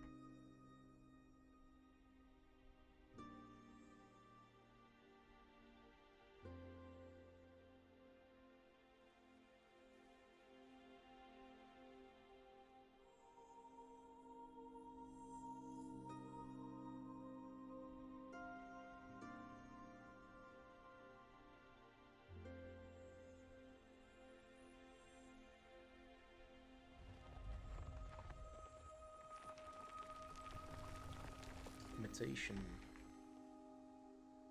Ah, a new mechanic. Place a statue in this chamber to duplicate it in the other one. When you remove one of the statues, the second one disappears with it. Alright, so we have 1 angel statue now, and now we have 2.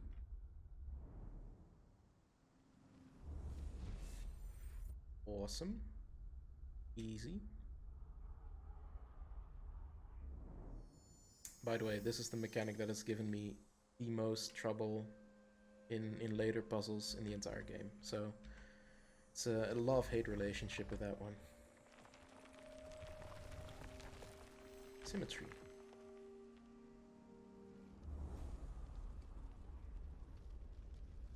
Makes sense to me.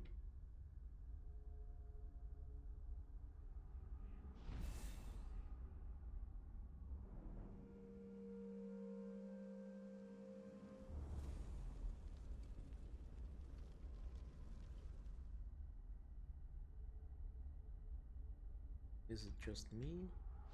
Or is this one pretty easy?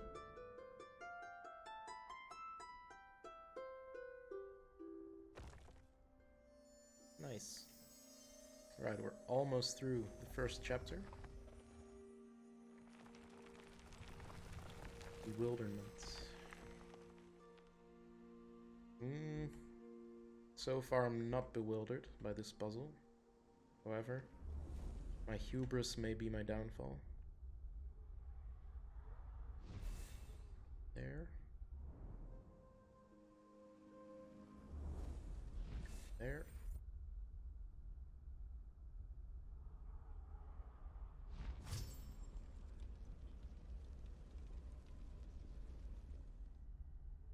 Okay.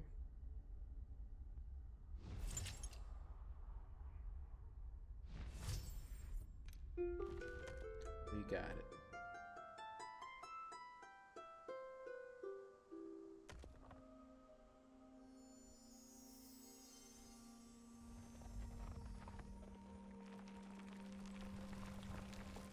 The Overlook.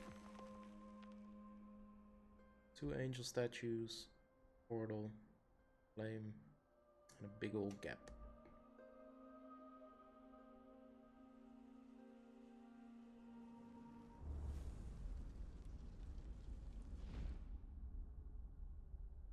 The one we want to swap with? Or is this the one we want to swap with? And then swap with this one to get them both across. Doesn't matter at all. Does not matter at all. Well, or does it? I don't think it matters, but I'm not sure. This is where it starts to get a little confusing. Swap this one. Okay. No, I think I got it. I think I got it. It did matter which one I swapped with there. Because I think I need to this and then to this. No. So the problem is the amount of energy I have, which is not a lot. I have to have a statue on this side too. And oh, nope. Oh, I can just walk here. Cool. Well, that helps me out a lot. So, I think we should now have it because I can swap here, replenish my energy, move into the portal, swap with this statue, then swap with that one, and just cross the bridge. Nice.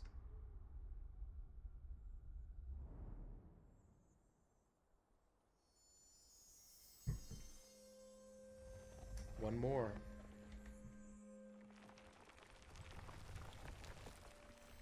That's big. That's a big map.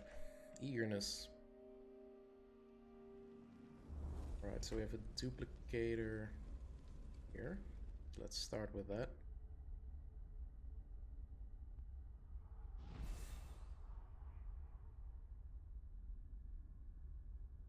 Immediately go over because I believe there's a flame there. Looks like it. Nope, I was wrong.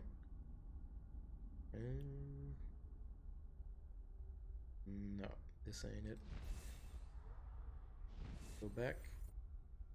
Try that again. Maybe I need to walk back a bit instead of swap all the time.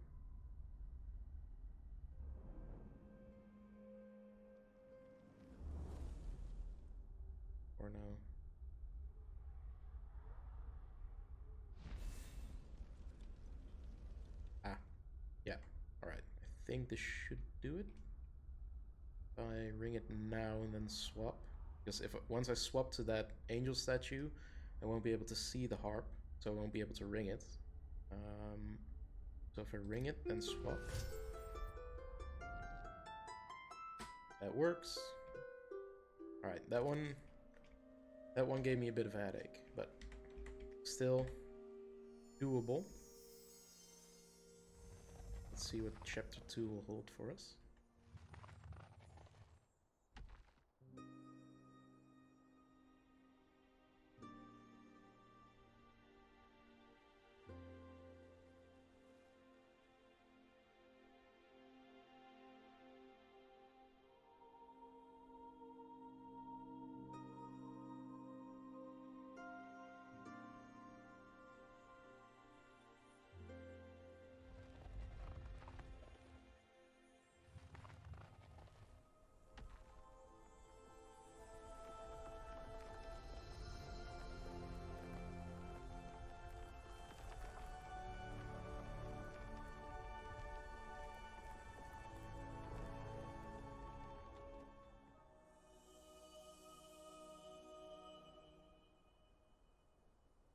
Now that's pretty.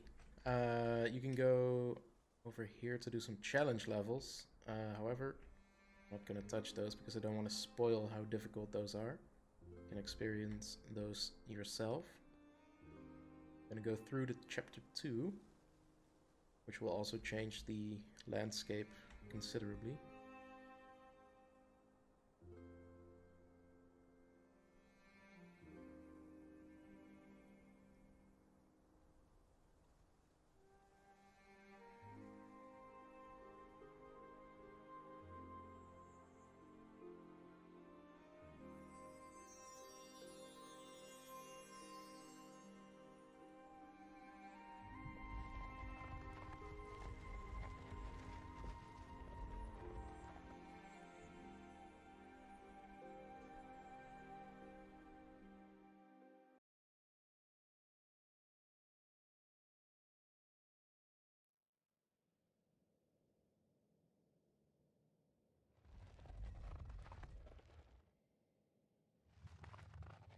Hey, what's this? I'm not in the dark world.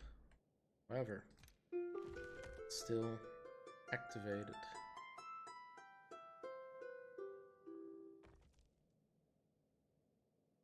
Oh well. Now it's no longer awakened. So I now have a relic, which I can place on any statue, and it will automatically awaken it. Let's place it on this one. There you go. Take it with me. Alright, knowledge. Some spicier puzzles. Let's start with number 1.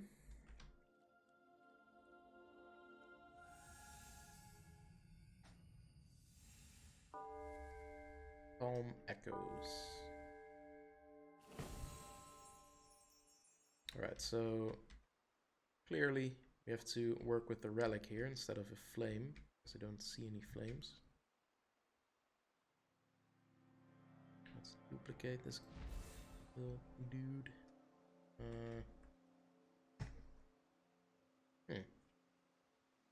There's a portal behind it.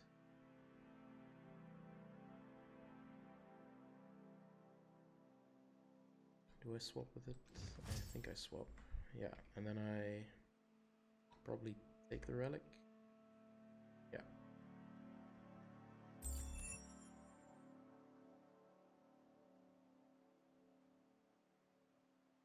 And there you go. Nice. Release the spirits. Complete the level. Yeah. As you can see now, a challenge version of the map unlocks, and I'll leave that to you to play. Not because I can't, because I totally could. Just because I don't want to spoil it. Because you can clearly tell I am a master puzzler. Even though it helps when you've already completed the levels once before. Hey.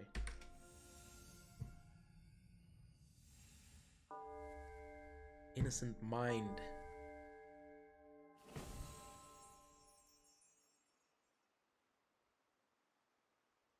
Ooh. Alright, well. So this one has a relic, which controls this bridge. And only that bridge. Flame, angel, portal, gate thingy. Alright. Don't think this one will need the relic, because there's a flame near it. At least I hope.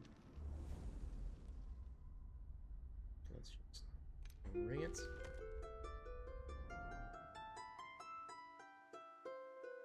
Would I swap behind the gates or in front of it?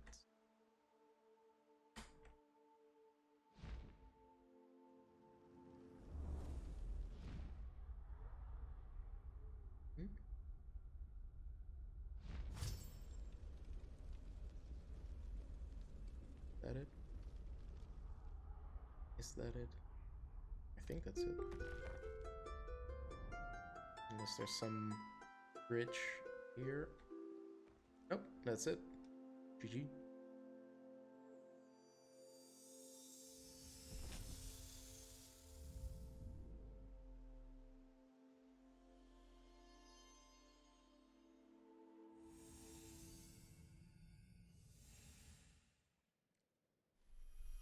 Alright, that's 2 out of 4 done.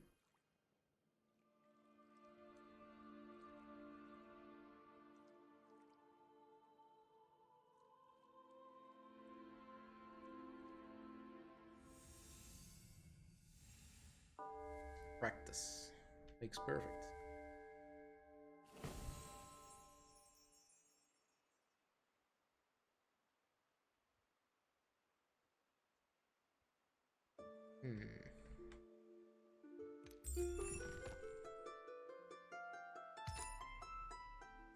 Relic on that one.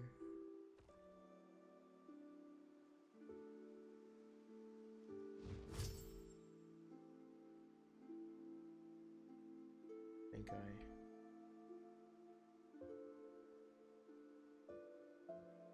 take the relic.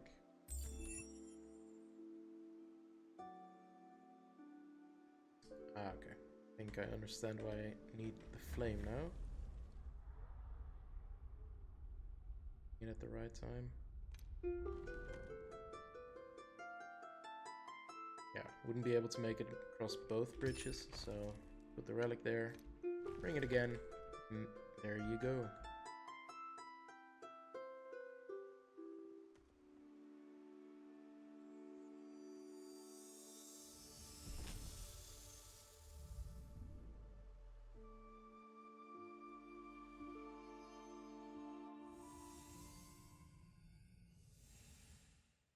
Now, number 4.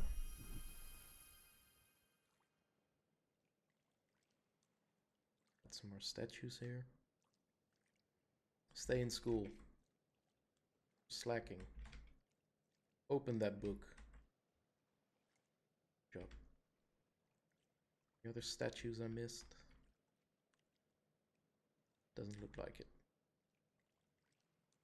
Alright.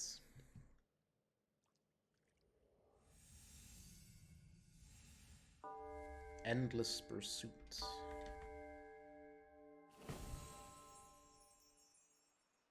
Alright, alright, alright.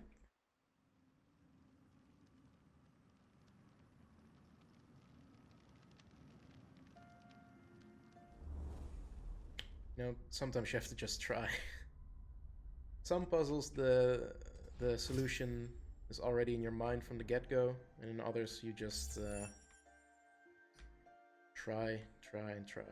Brute force it.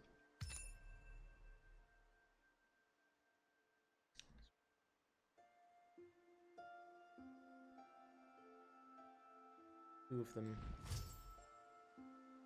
there.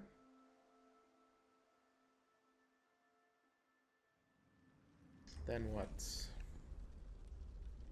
I think I accidentally got it immediately, because I have no idea what I'm doing in this one, but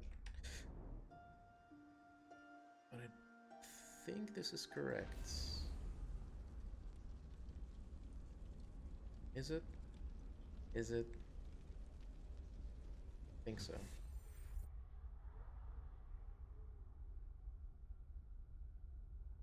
Is it? Am I supposed to jump off? Let me swap. No, because then I'm back to square one. Oh, like I said, this mechanic always gives me a headache.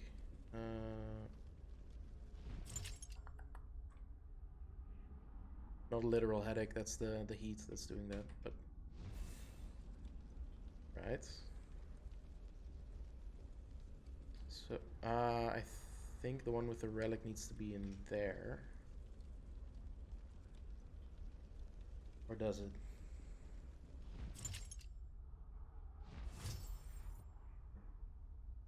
Thankfully I can just swap it like that. Then I go swap again. Move it into this thing, just barely. And then I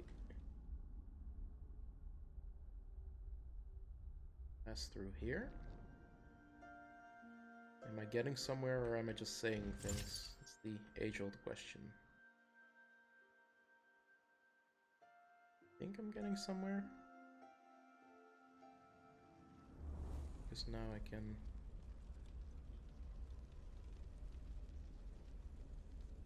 Can I make it here? Yeah. Alright, I think that's it. That is it. Whew. Whew. Had me sweating there. We did it. God gamers. Alright, that's 4 out of 4. Let's see what happens.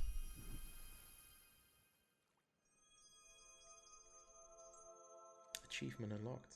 Level up. Ooh.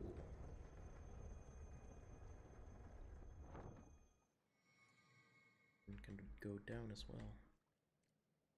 Well, we can start wherever we want, I think. Oh, I have to start at 1. Well, that makes sense. Statue.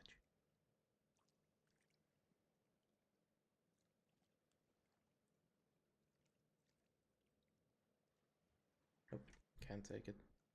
Unfortunate.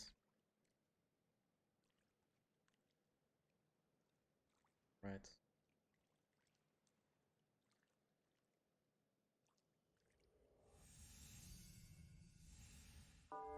Guiding knowledge. Ah, it's my favorite. The beams. So these weird things, I don't have anything to compare it with, compared to.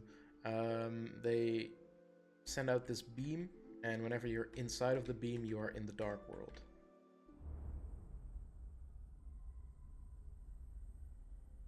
And since this one has a relic, it's always active, so the beam is always there. Once I move out, I'm back to normal. And awaken other statues by aiming the energy beam at them. There you go. So this one is now also permanently awakened, which means we can just stroll through. Nice.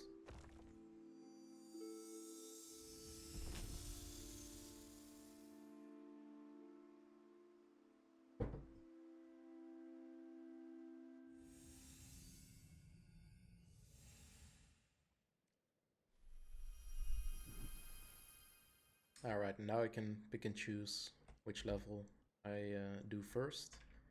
However, of course. I'm a good boy. I follow the rules. 1, 2, 3, 4, 5. In that order. Ambiguous thoughts.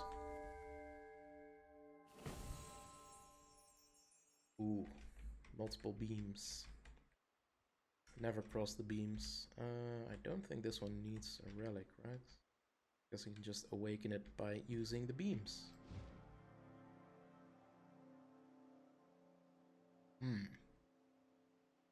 Might not be as simple as I thought.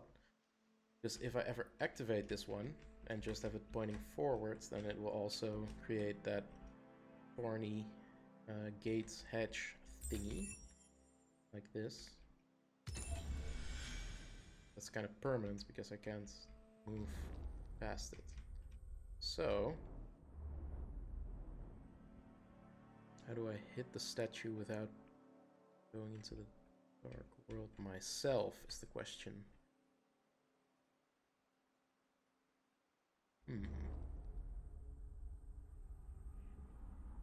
By swapping with it.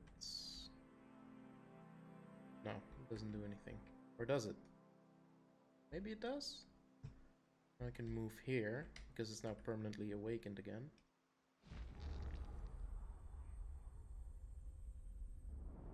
And now it's awakened by that one. Because as long as I'm in the dark world, the beams are active. So, does that do anything for me? Does it? I don't know. Wait. I have an idea. Don't know if it's a good idea. It's an idea nonetheless. Point this one that way. Once I enter the dark world, it will emit a beam that will allow me to cross to here. So, but then I would need the statue here, probably.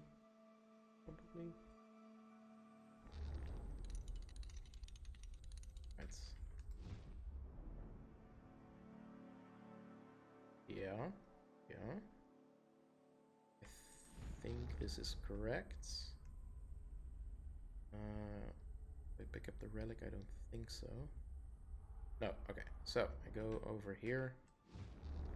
Swap places. Walk over the shadow bridge, and then oh no. Yeah, there we go. Alright. So the statue is in the right place. Now I just need to alright. I think I know. This one has to point to that away. So that it creates another bridge over there. And then this one has to point at that one. Or I just pick up the relic and put it in there. There you go. Woo! Alright, that one had me sweating a bit, and it's only 2 beam things. There's levels with multiple, and when I say multiple I mean 4 or 5. So it's pretty brain teasy. Whew. And I think it's actually coming up very soon. So if you like people scratching their heads, keep watching.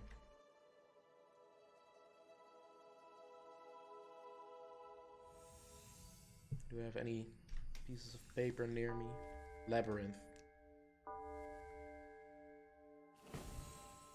Oh, it's only 2. Only 2. We can handle 2. It's just the beams.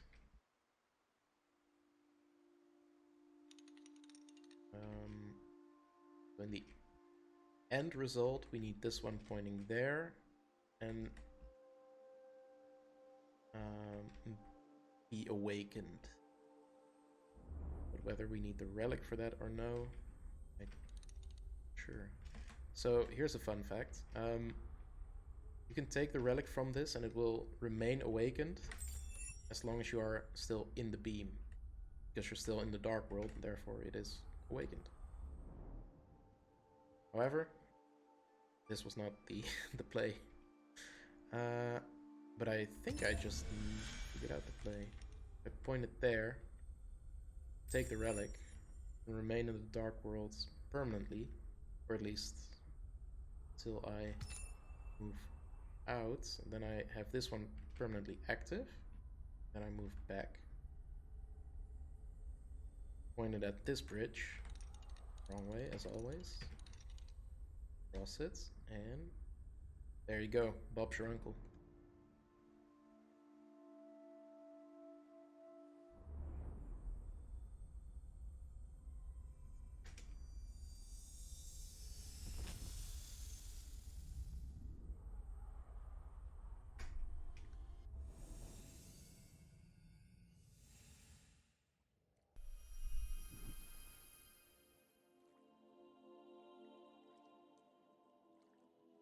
Oh, we're already at number 4. Right.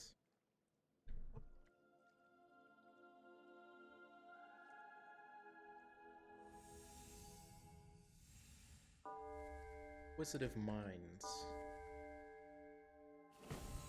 What are we working with?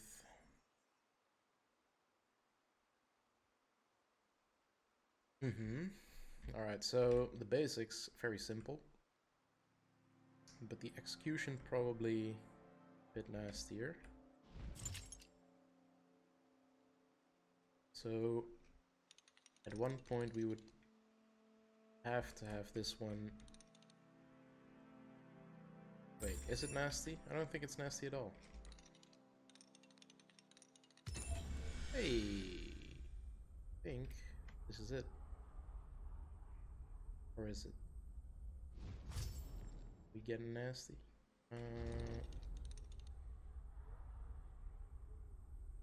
Huh. I can't just...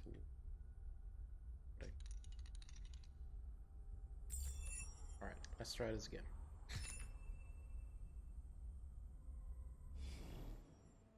This one definitely needs to be over here at some point, at least. And then we would... Oh, there we go. I got it. Figured it out. This one's always activated now, or awakened because of the beam, so doesn't need the relic anymore. Go over there. Don't have to walk through this anymore. And there we go.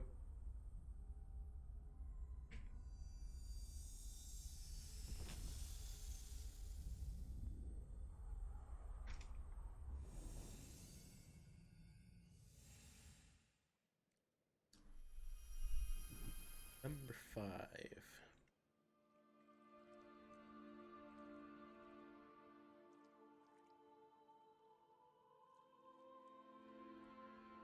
Very nice. Riches, which I cannot pick up. Feels bad. Twilight. Not gonna make any jokes about the movies because I have not seen them. And they're way too easy to dunk on, apparently. Ring. Take that. Because I don't think... I do think I'll need those, actually.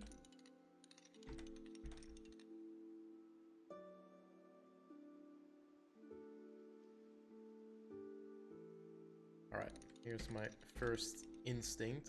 Wait, if I... Yeah, it doesn't hit the angel statue. That's a shame. Is a shame. But I don't think it matters because I can ring that, walk across, and then stand in the beam, which is always active because of the relic. And then just swap spaces with that thing. And I think that's it.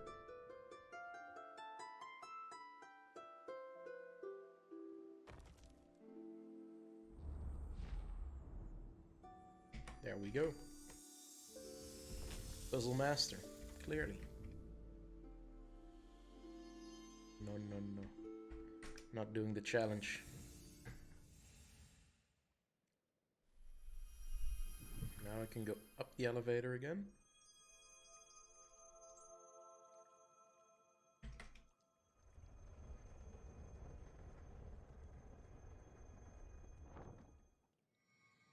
And 6 levels. Oh, let's look for the statues first. There we are. He's just watching, observing, though he probably cannot see.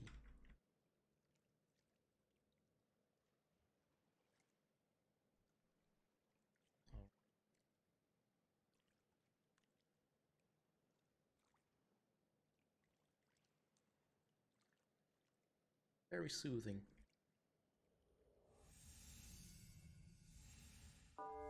Faith.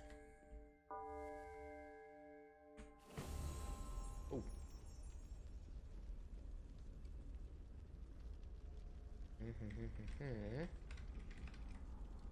Thing with a relic. No relics. Doesn't seem like. Alright. Okay. Replenish our energy.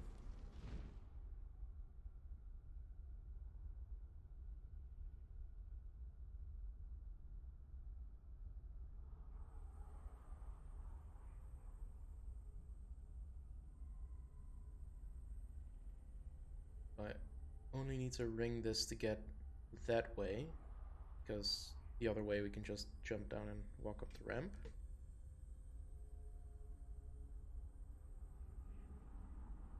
By the time I get over there, I'll be out of dark energy.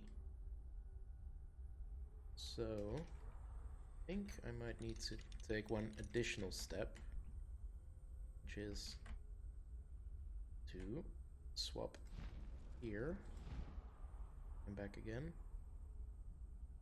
Do I have to that elsewhere? Maybe. Yeah, it has to point that way. Otherwise I cannot cross the bridge.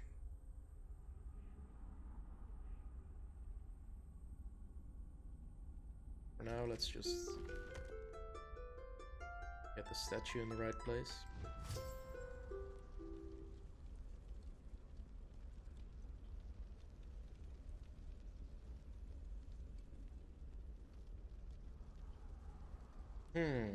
Problem now is that I won't be able to reach that with this level of energy, I don't think. So maybe I will have to...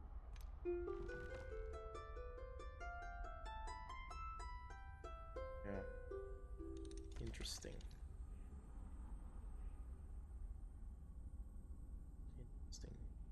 Interesting.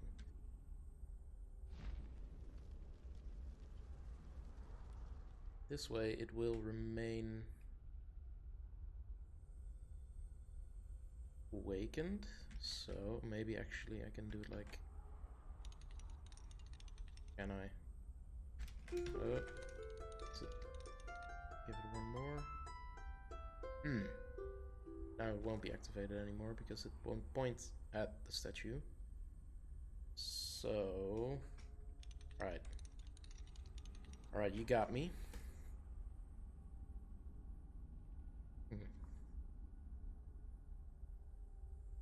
Bringing this one, not a problem.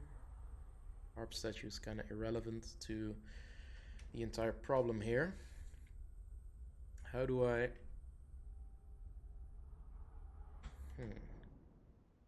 Alright, idea number 2. I think this makes more sense.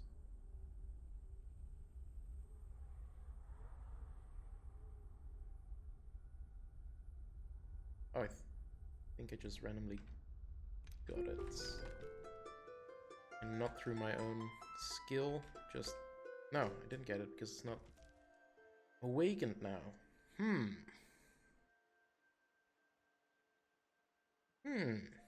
Alright. Got a worthy adversary here in this level. So I don't have the energy to get all the way from there to the beam. Nor do I have the energy to... Harp statue, doesn't matter. Could I point the beam at it there? I don't think so.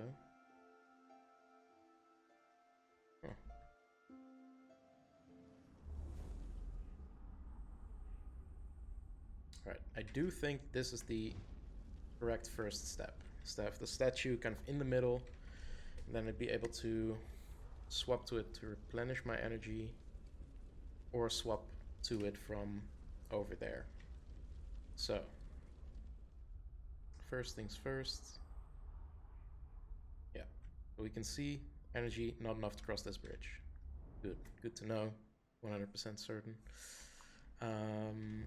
Swap to this one. Maybe points. Swap back, replenish. Swap back again. I need to make it over there with some energy left, and that's kind of the big problem here.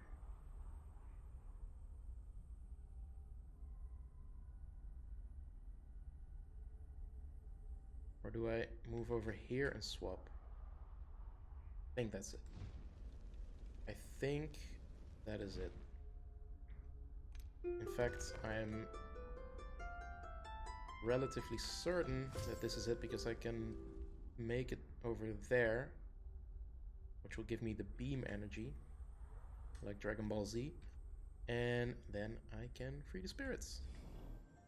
Nice. Alright, that was a tough one.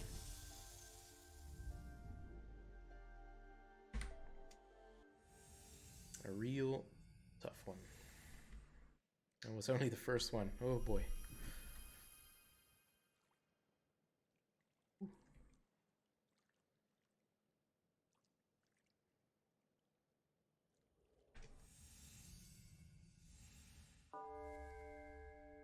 Chain of rules. Does not sound like a Yu-Gi-Oh card at all.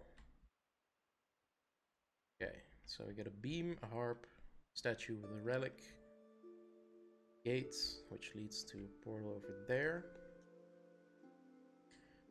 So right off the bat, I think I have to get the statue over here. To do that,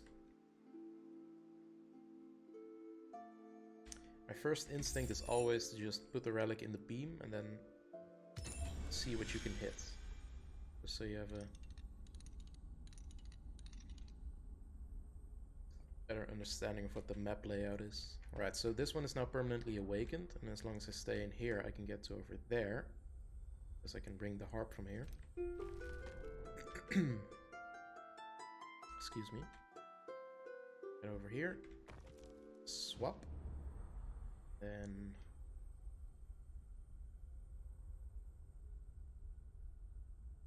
we get to the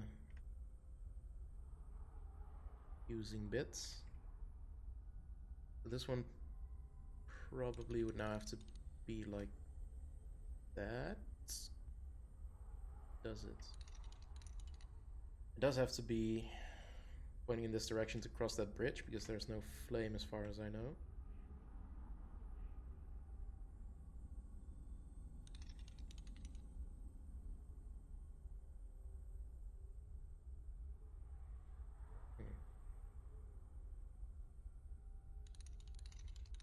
Oh, actually. This one's now awakened at all times again. I can just swap again. Move over here. Now I can't swap back because it's not in vision.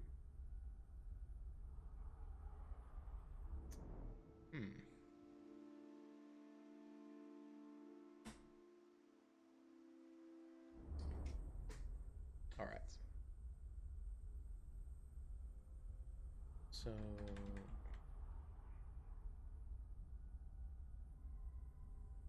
alright, we got another toughie, looks like. What else can I point the beam at? Makes sense. Maybe I have to take the relic and give it to the statue. Bring this one.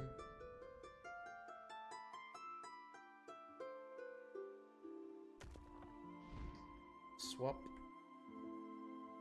Maybe this... No, I can't get over there.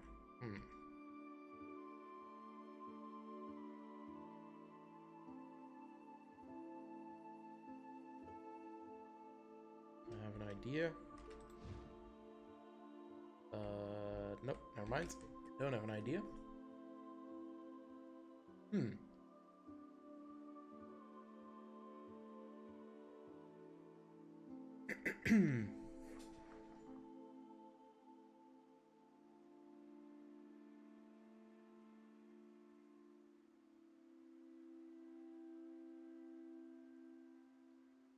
I definitely need the beam. That's a given.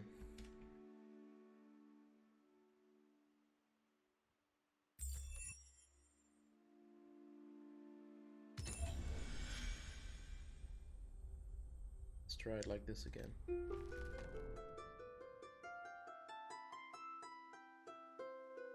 Swap over there. Then point it somewhere else. Ooh. Is this relevant? Pointing it at the harp? I don't think so. Right? Because the harp I can pretty much always ring just by staying in the beam. So I want it there. Reason? Oh, there is. There is. Yep. Nope. Never mind.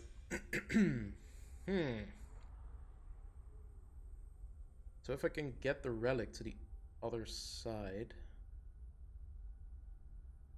Wait a second. If I just go there. No, doesn't matter, but nope. Didn't change a thing. Or did it? It did not.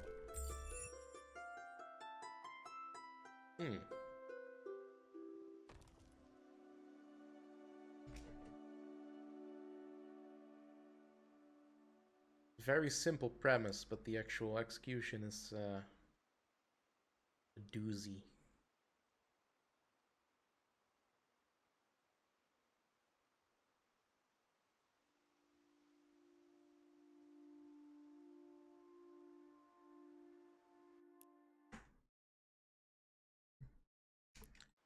Alright, so I've given up on this level, by which I mean I busted out the pen and paper. As you can see, I drew a beautiful map rendition. It's perfectly accurate as far as I'm concerned. And let me tell you, I still haven't figured it out. So, let's brute force it. Hopefully. Relic here means this one is always awakened. Ring the friggin' thing.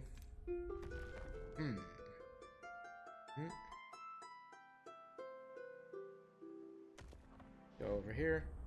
Yeah. This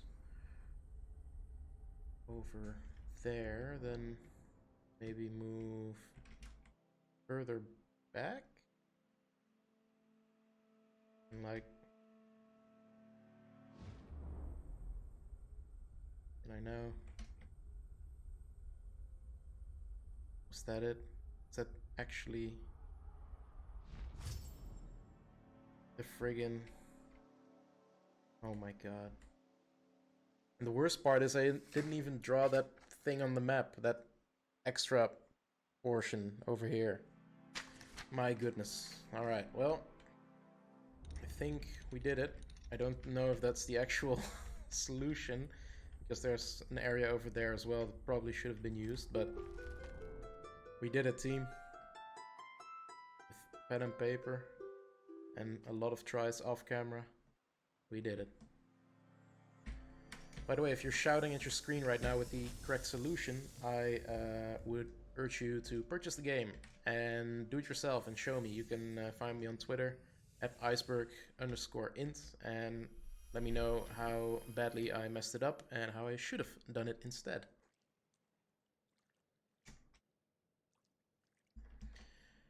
Alright, well, by the way, there are 4 chapters. This is only the second one.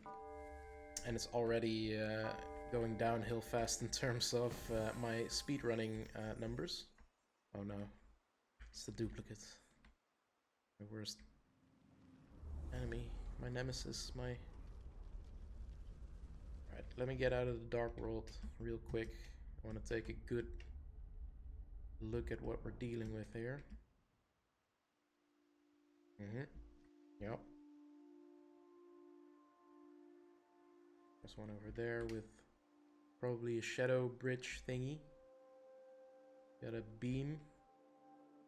Beam would probably be focusing this way. Let's do that first.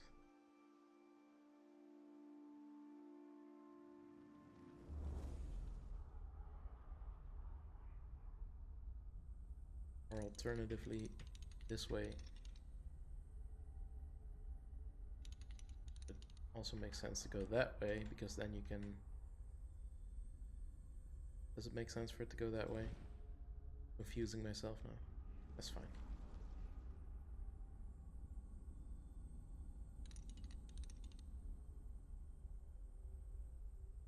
Okay, so this is it.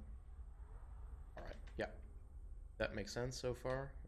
I need to get the angel statue to that little outcropping over there. That I can teleport it into the duplicator. These are all the scientific terms, by the way. This is the duplicator, this is the beam. This is the shadow bridge. All canon. Not actually canon, except for the beam, I think. And angel statue, that's also canon. Right. Now the beam can go that away.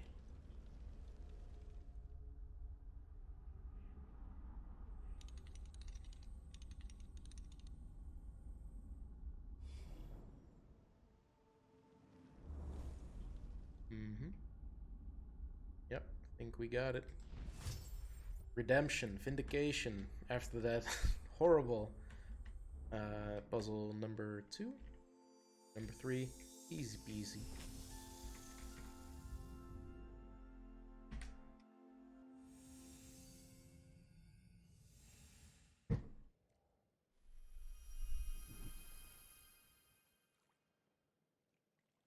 Oh, pretty.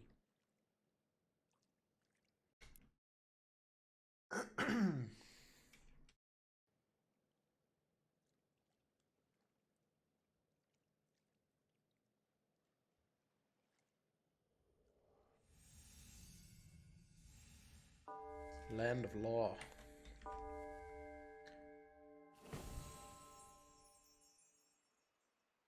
Oh no. It's always the puzzles that look simplest, like a straight line, that are the most horrifying. Alright.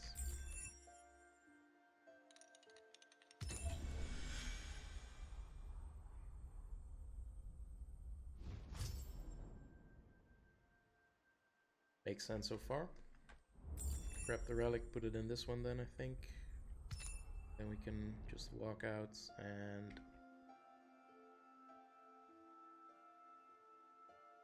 Yeah.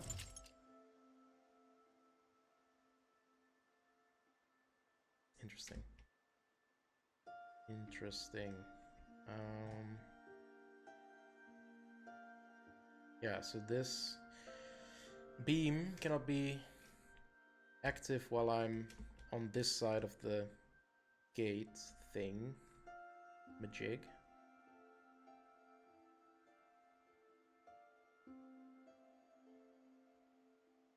Alright, back to square one.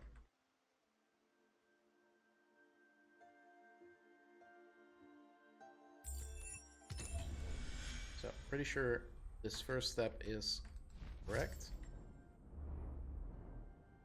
After which...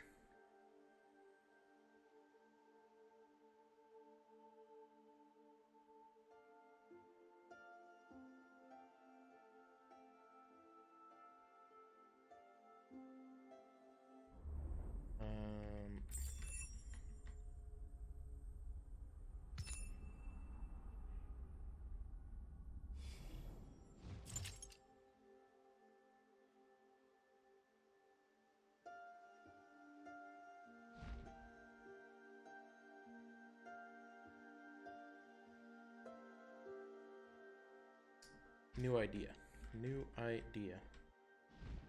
Probably wrong, but it's a new one nonetheless. Right. Do this again. Let's point it this way. So instead of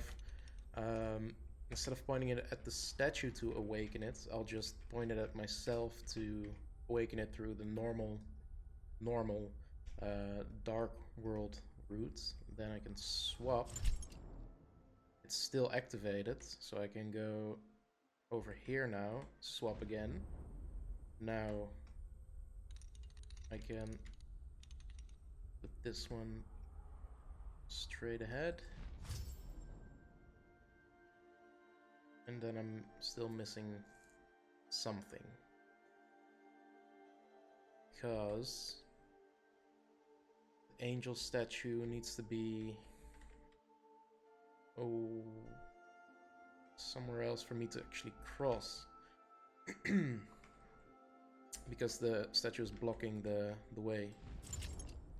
Which is a shame, because for a brief moment there I thought it was genius, but alas.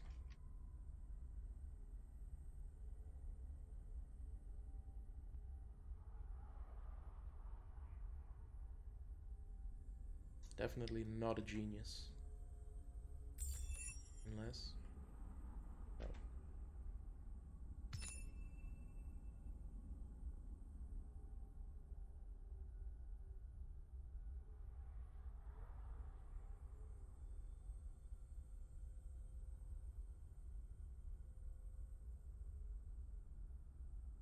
How do I get myself across the bridge without... just...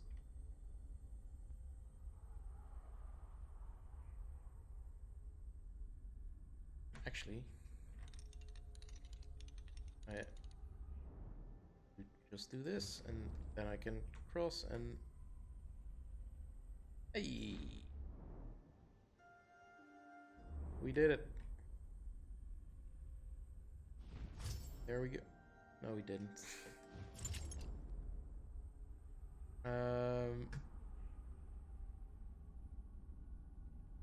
Wait. Yeah, we did. Because this time I crossed the bridge already. This game, sometimes it just takes over the brain entirely and doesn't let go. All logic seeping out of my body. It's all just portals and beams and dark worlds and light worlds and angel statues and harps. The harps are the worst.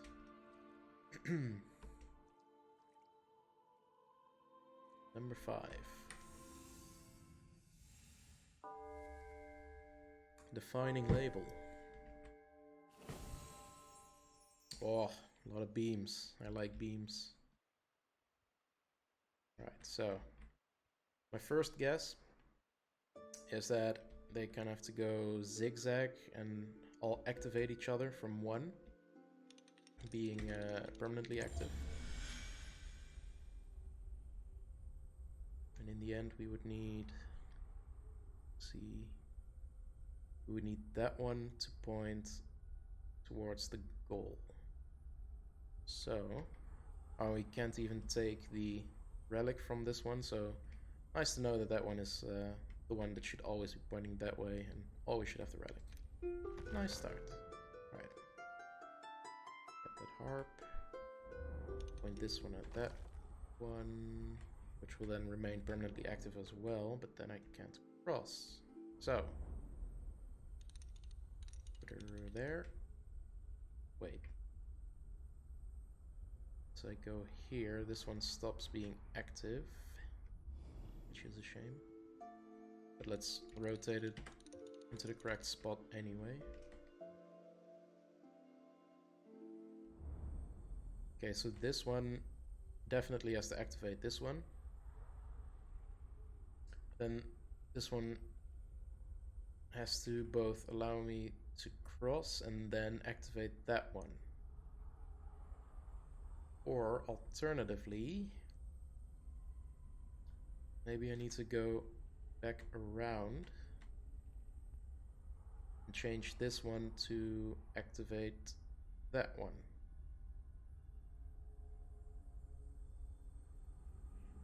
Yeah, makes some form of sense. But then how would this one stay active? How would this one stay active?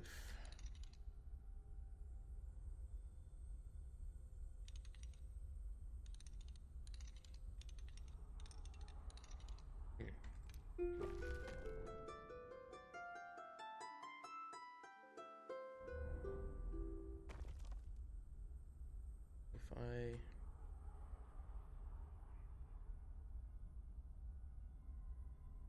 Okay, so there's no way I can cross this bridge without that one pointing that way. But I can't...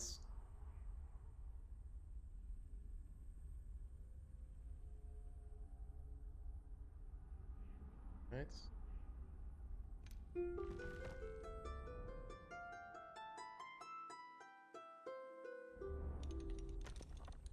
This here.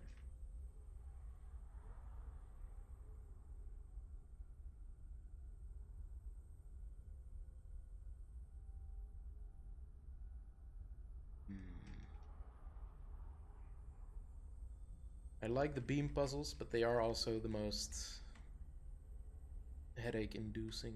Unless I... Wait, what if this one activates that one activates this one. So I can... Did I get it? I think I got it. Ooh. Right. Yeah, I think so. Because if I then point this one at that one, they remain active. Harp, get out of here. Yeah, so that one activating that one activating this one.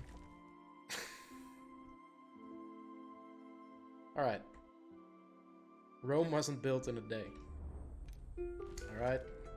Sometimes you get moments like these. Alright, I can cross this one now.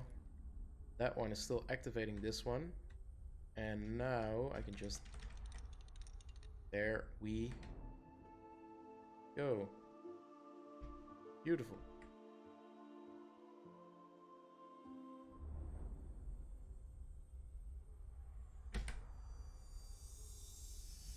Awesome.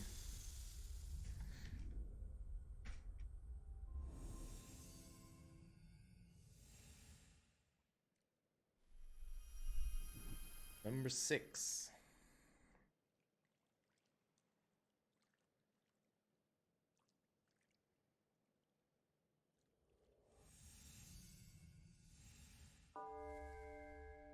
Obedience.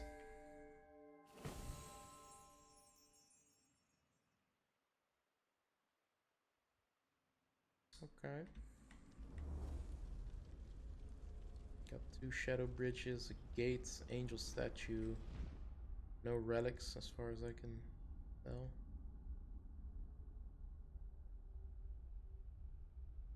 Swap with here.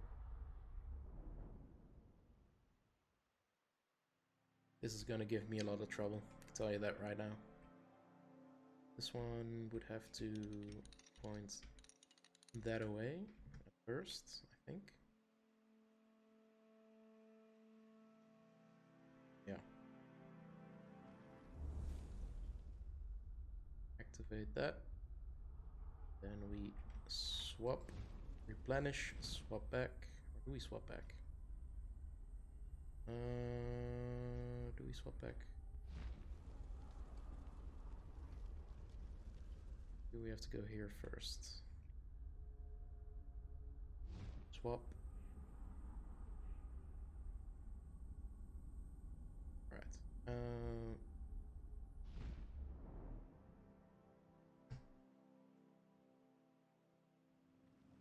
I think there is something about this little outcropping that we will need to use.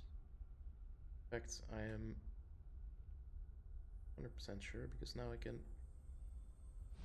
yoink, open that up, and now all I need to do is point this one to over here so I can cross this section and then swap it to, yep, easy enough. It's a small bump in the road, nothing more. There we go. Nice.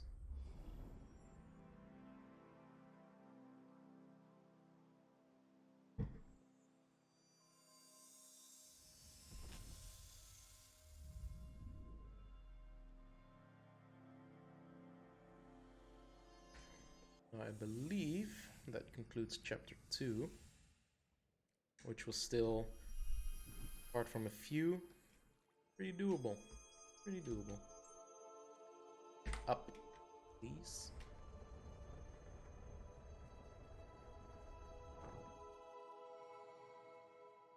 Right, I think the... oh, wow. 2 more. Statues.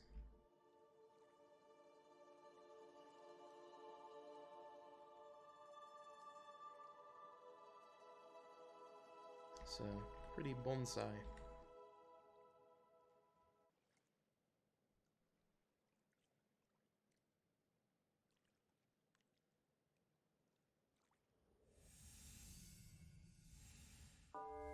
Caged mind.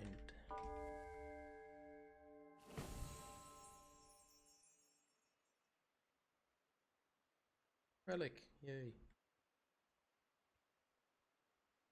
Harp.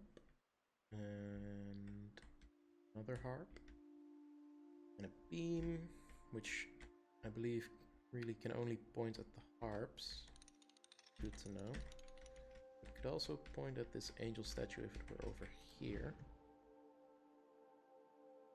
Let's try that first. Oh, this one definitely has to be either here or there. I think over here makes more sense. It's a long bridge that we'd have to cross. And it doesn't need a relic, because there's a flame over there.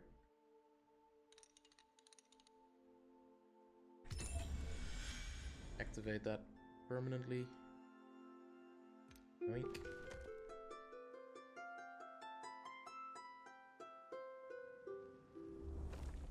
Very sensible so far. But I don't think I'll be able to make it. No, definitely not.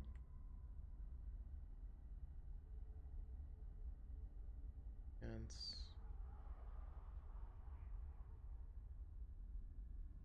oh, can I? No. Hmm.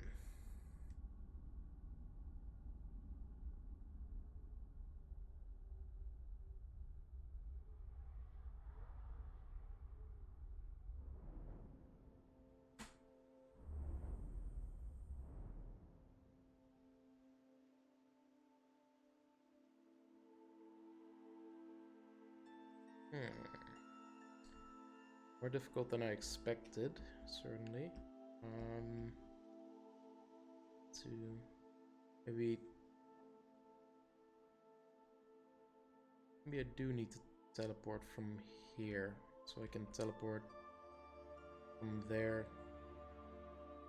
Yeah, let's try that. First, I'd have to get over there again.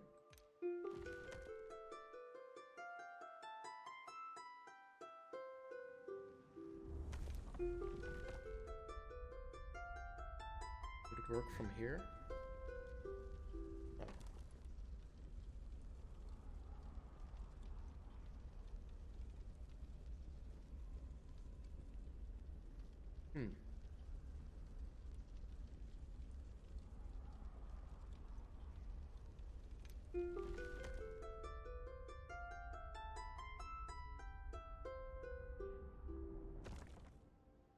I meant to teleport back. Let me reset this one real quick.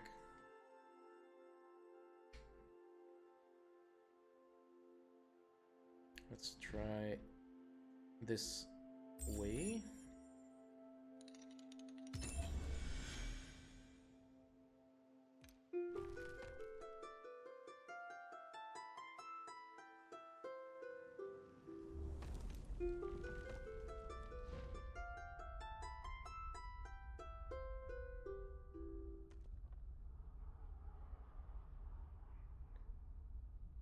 Doing.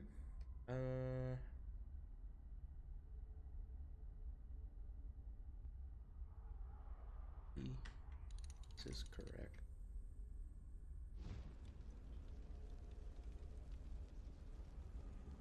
Might be.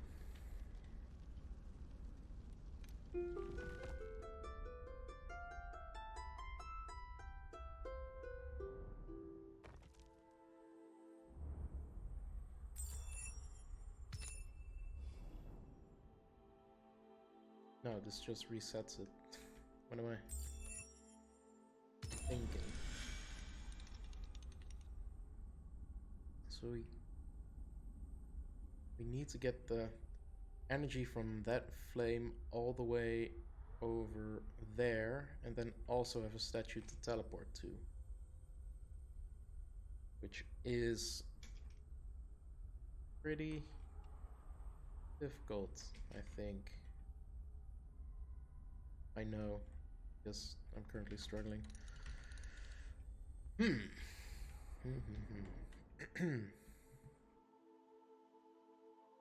Yeah. Where do you go to make it possible to teleport back?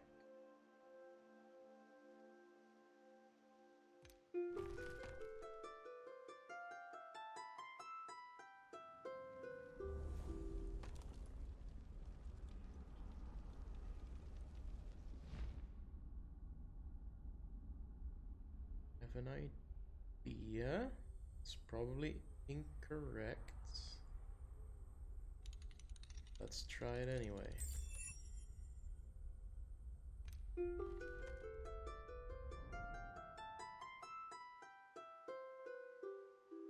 Yep, it's incorrect. Good to know.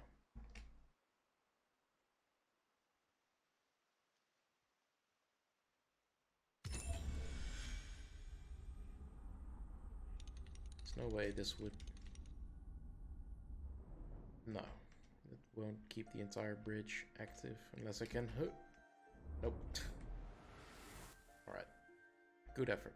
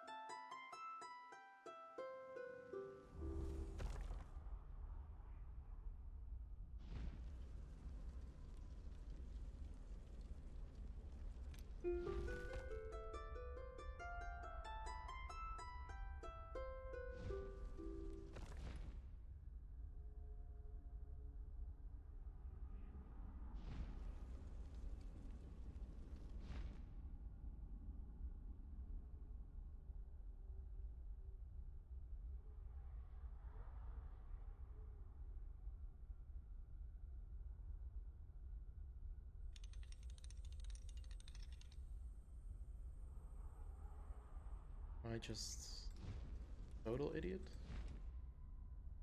Looks like it. Yep, looks like I'm just a total idiot. Good to know. Actually a fairly easy level, and I just randomly clicked through it. After my brain failed me, my hands succeeded me. Great stuff. Great hustle. I don't know why I thought that this statue would have to... Oh, yeah, that's a challenge level. I got scared there for a second. Alright.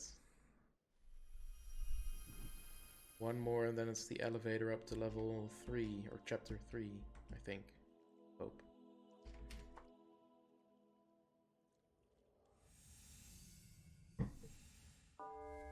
Forbidden fruit.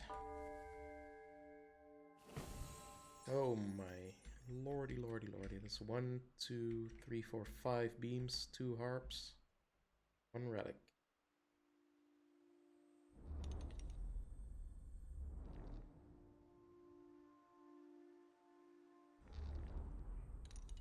Okay.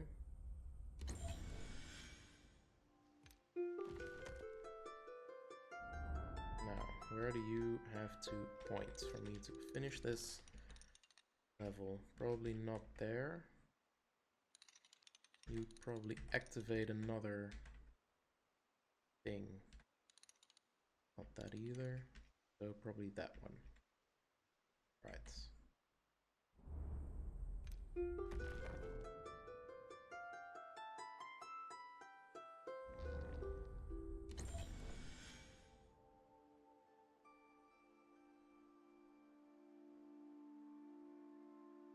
Ah, okay. Yeah. So deactivate everything for a sec and then put it in the right direction. Always get the wrong button there. And then we activate it again.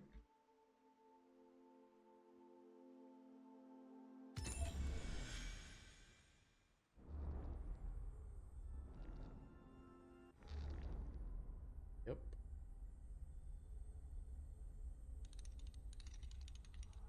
Now why would that one need to point at this one if this one also points to that one? Ah, that one has to go to that bridge over there. And this one goes over there. Yeah, makes sense. Okay. Tiny correction. Which is actually going to be a bit of busy work, I think. Because I have to swap a bunch of stuff around.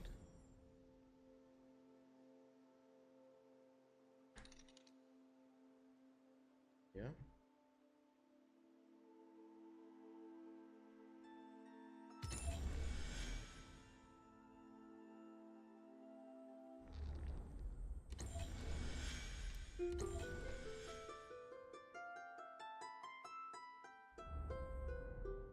Go that away. Nope, the other way. That one's correct, that one's correct. Yep.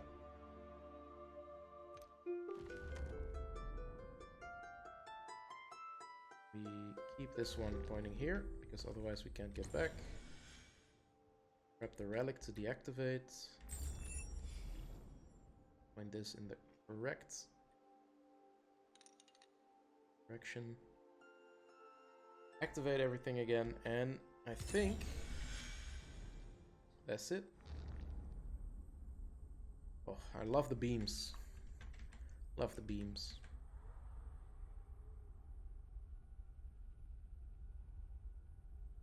Just harp it.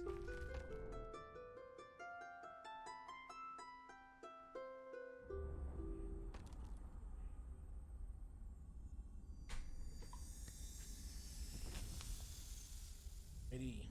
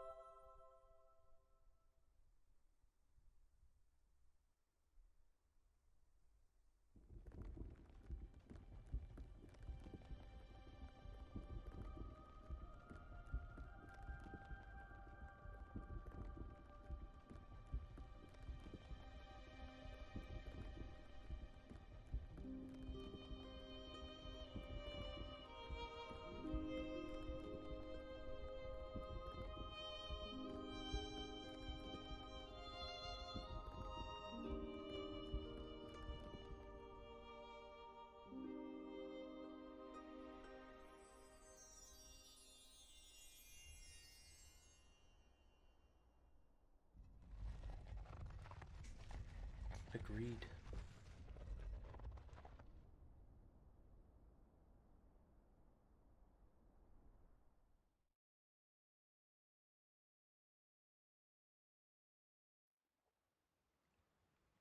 This is my favorite scene in the entire game.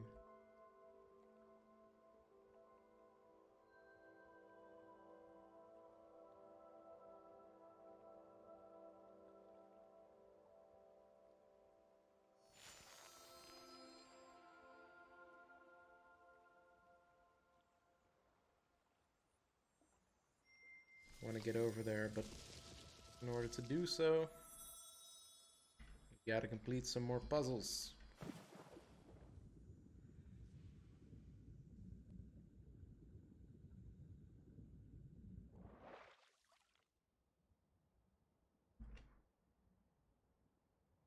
Starting with number 1. New mechanic. Here we go. Self-exploration. The gates. Even more gates. Walking through these gates allows you to enter and stay in the dark world persistently until you walk through them again. No more energy bars. But also can't get through because I'm permanently in the dark world. However,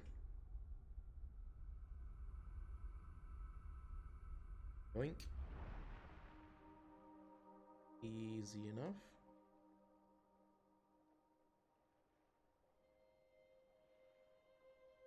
I assume there's going to be a shadow bridge there once I get through there.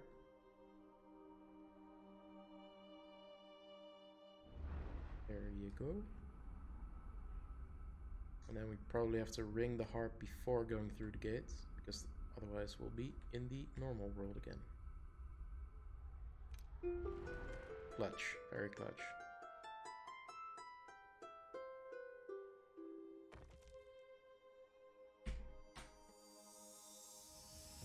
Nice. The snowman. Big old roots. Very nice.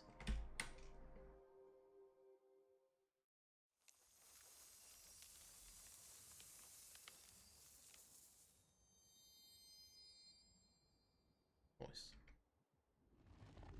Number 2. New perspective.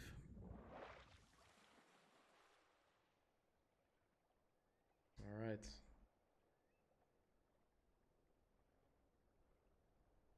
2 of those things.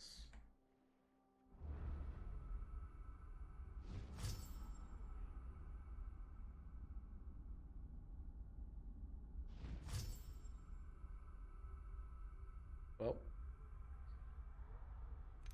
start you out slow, just so you can get used to the gates. And then later, we're gonna have some more real brain teasers.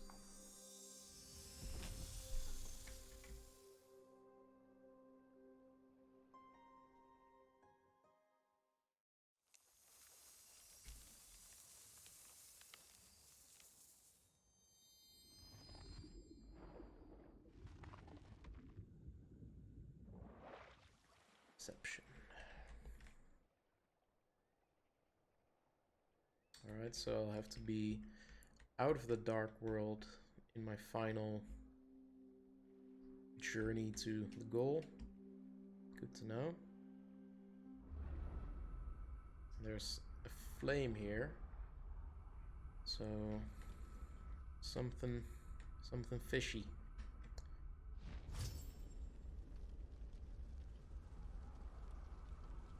If I go through that gate, I'll only have my normal energy. And I only have like 10% left by that time, so I won't be able to cross the bridge. Which means probably to do it like this.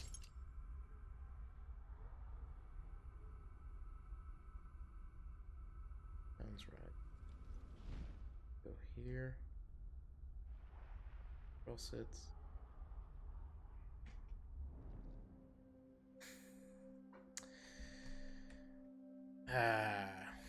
Shouldn't have moved there.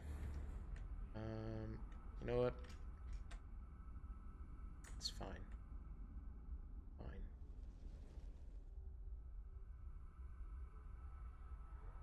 Here.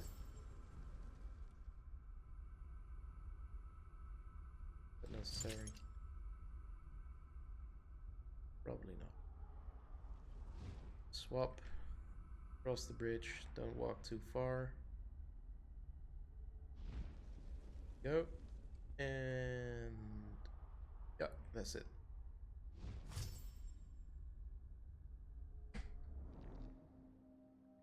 Nice.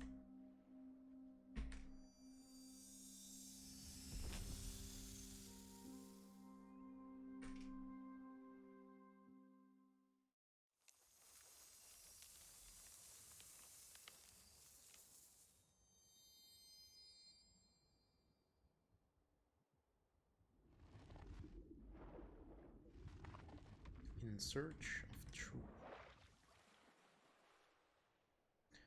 Beam, gates, angel statue, portal, thorns.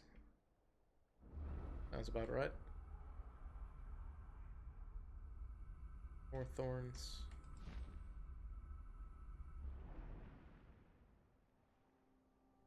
Hmm?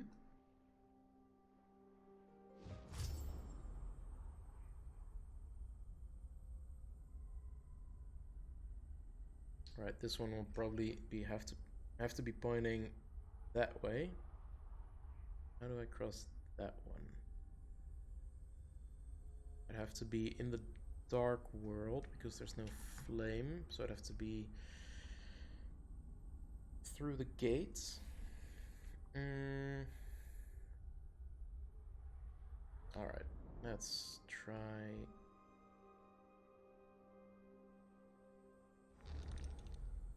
that. Through the gate. Switch with... no. Can't do anything.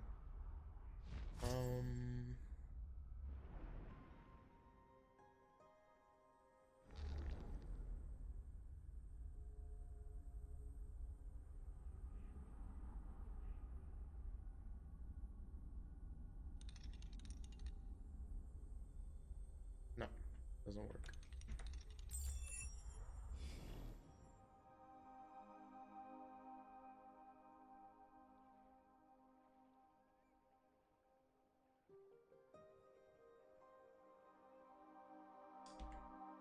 Okay, let's try this.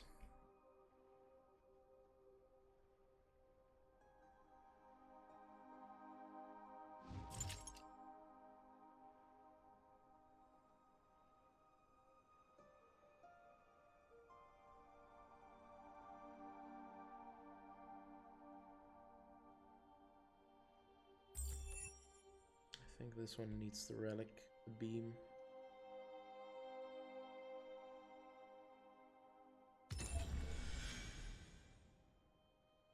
So now I can... yeah, but if I teleport there, I won't be able to get through the thing. Oh. Ah. There you go. And now I have to... I don't need this thing in there anymore because I already passed this. So I go here. Then I go through the gates. Swap places. Just move over. Nice.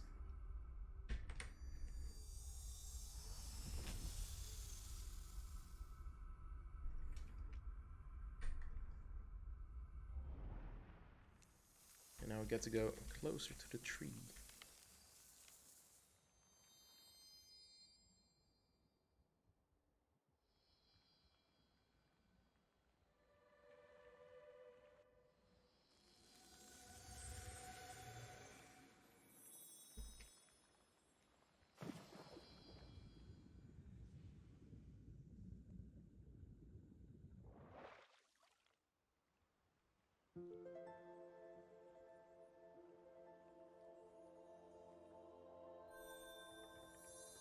Thank you.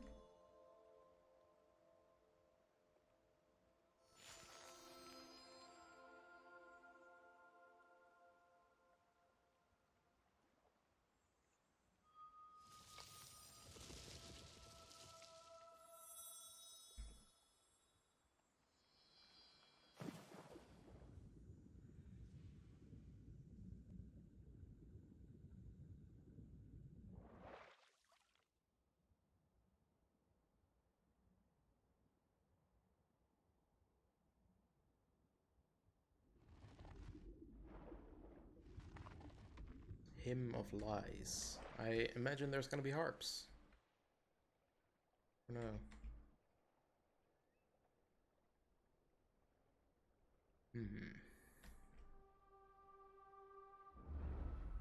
No harps in the Hymn of Lies? Oh. Take this across first. Put it in the old cage. Let's take the relic afterwards. This will need to be pointing there. Yeah, so this will, if I put the relic in that, it will activate or awaken this statue. Then I can swap it to somewhere else, after which we'll probably create a bridge, that beam, and move past, and then we'll see. We'll cross that bridge when we get to it, literally. Ah. That complicates things a bit. And I don't think I can swap to the angel statue from here. Well, there goes my attempt at genius.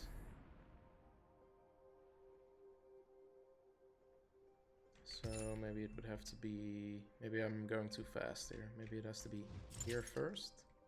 So I can swap back out of the dark dimension.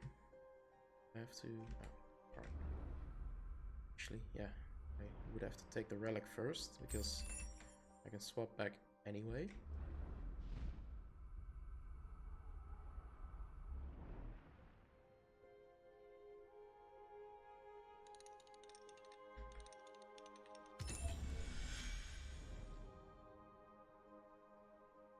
This seems somewhat correct. Yeah, and I can... This one here.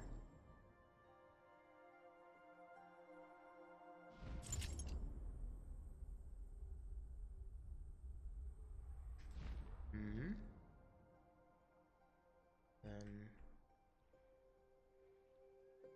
Ah. There we go.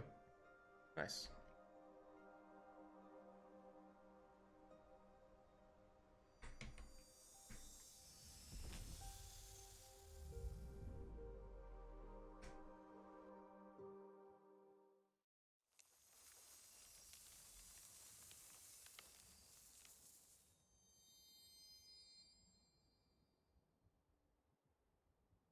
Wait, did I just start with 4? Nice, alright, cool, classic. Let's do 1. Empty Rapture. Ooh. Alright. These things, swear to God. My bane. Harp statue with a relic. Rarely the answer, but maybe this time. No, can't move through that because... reasons.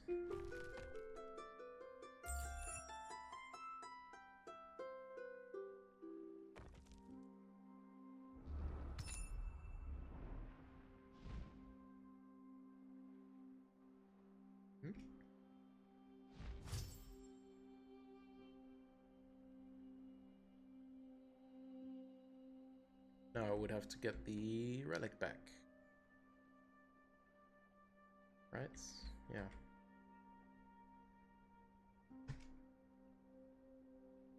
Yeah, this is 100% about the relic, because you can't get through via the dark world.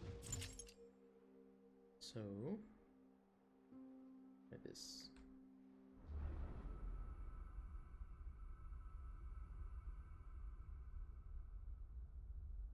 unless... maybe? No.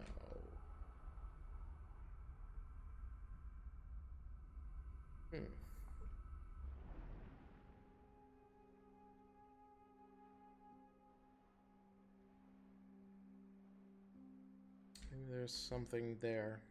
Because those thorns must have a reason to be there. Curious.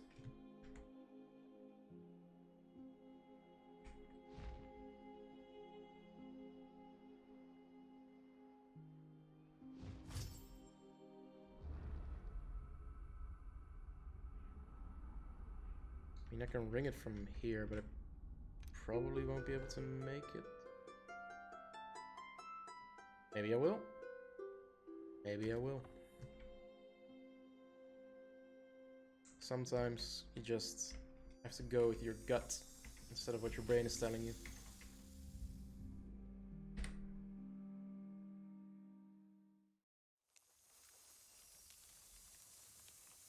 Number of the third. Siren's Lullaby.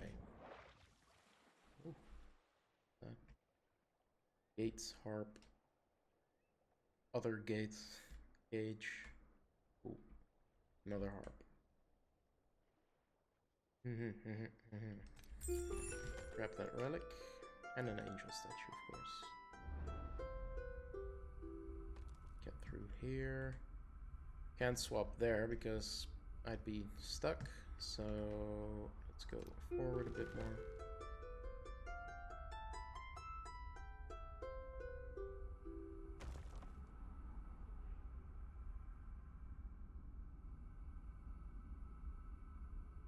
Oh, okay.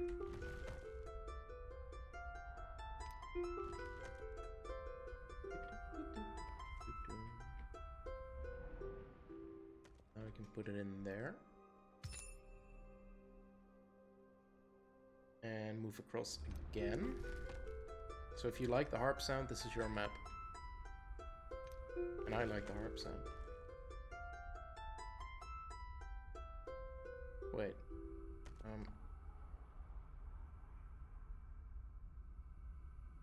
think I'm an idiot. I think I am an idiot. Right.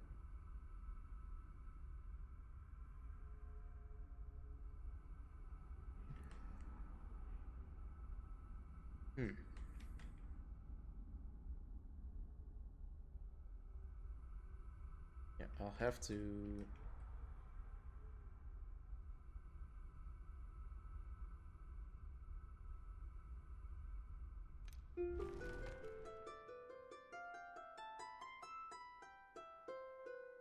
Can I swap here? Probably not. Oh, yes I can. Always look for the outcropping. That's where the angel statue's often supposed to go. We'll make another loop.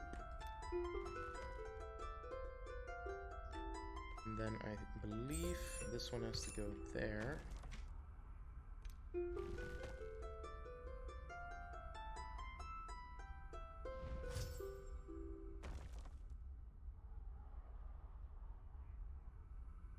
Yeah. So now we can just move through the gate again. Activate that one before we go through, and then activate that one after we've gone through because it has the relic in it. And then I think we've got it. Yep.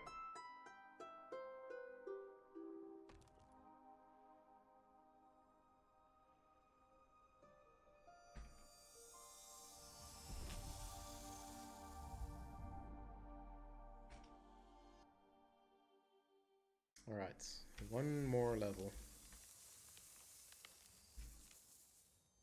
Número 2. Artifice. On the start of this. Gates, angel, cage, flame. Classic.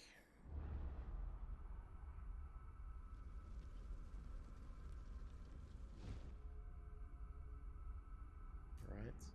Oh.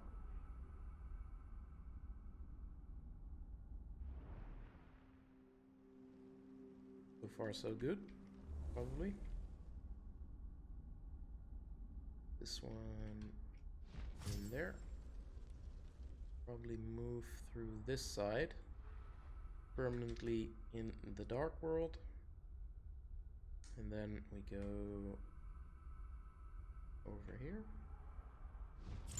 Maybe? Where am I? A little disorienting. Yeah, that seems about right. Then move through the thing. Move onto the cage. Swap. And there we go. Once you get the hang of those mechanics, it's I wouldn't say it's a breeze because there's a couple of very difficult ones out there, but this one, yeah, just clean gameplay. Alright.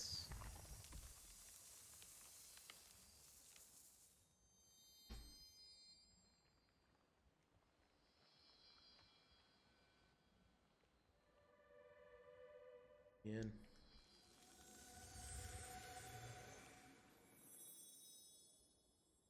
Thank you.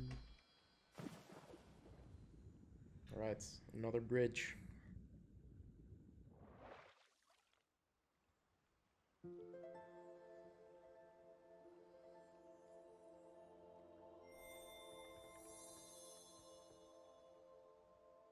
More statues, please.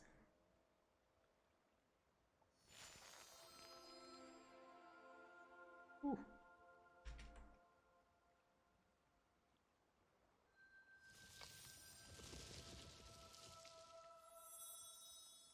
Alright, that is going to do it for me. If you enjoyed this at all, please make sure to, I was gonna say hit that like button, but we're not on YouTube, so maybe pick up the game yourself if you think you can do better than I just did, which is not too difficult. You know, pick up the Sojourn once it's out. Depending on when you're watching this, it may already be out. If so, pick it up. If not, wishlist it on Steam. And I hope you enjoyed this. You can always shout at me on Twitter /iceberg_int, and that's where I'll be.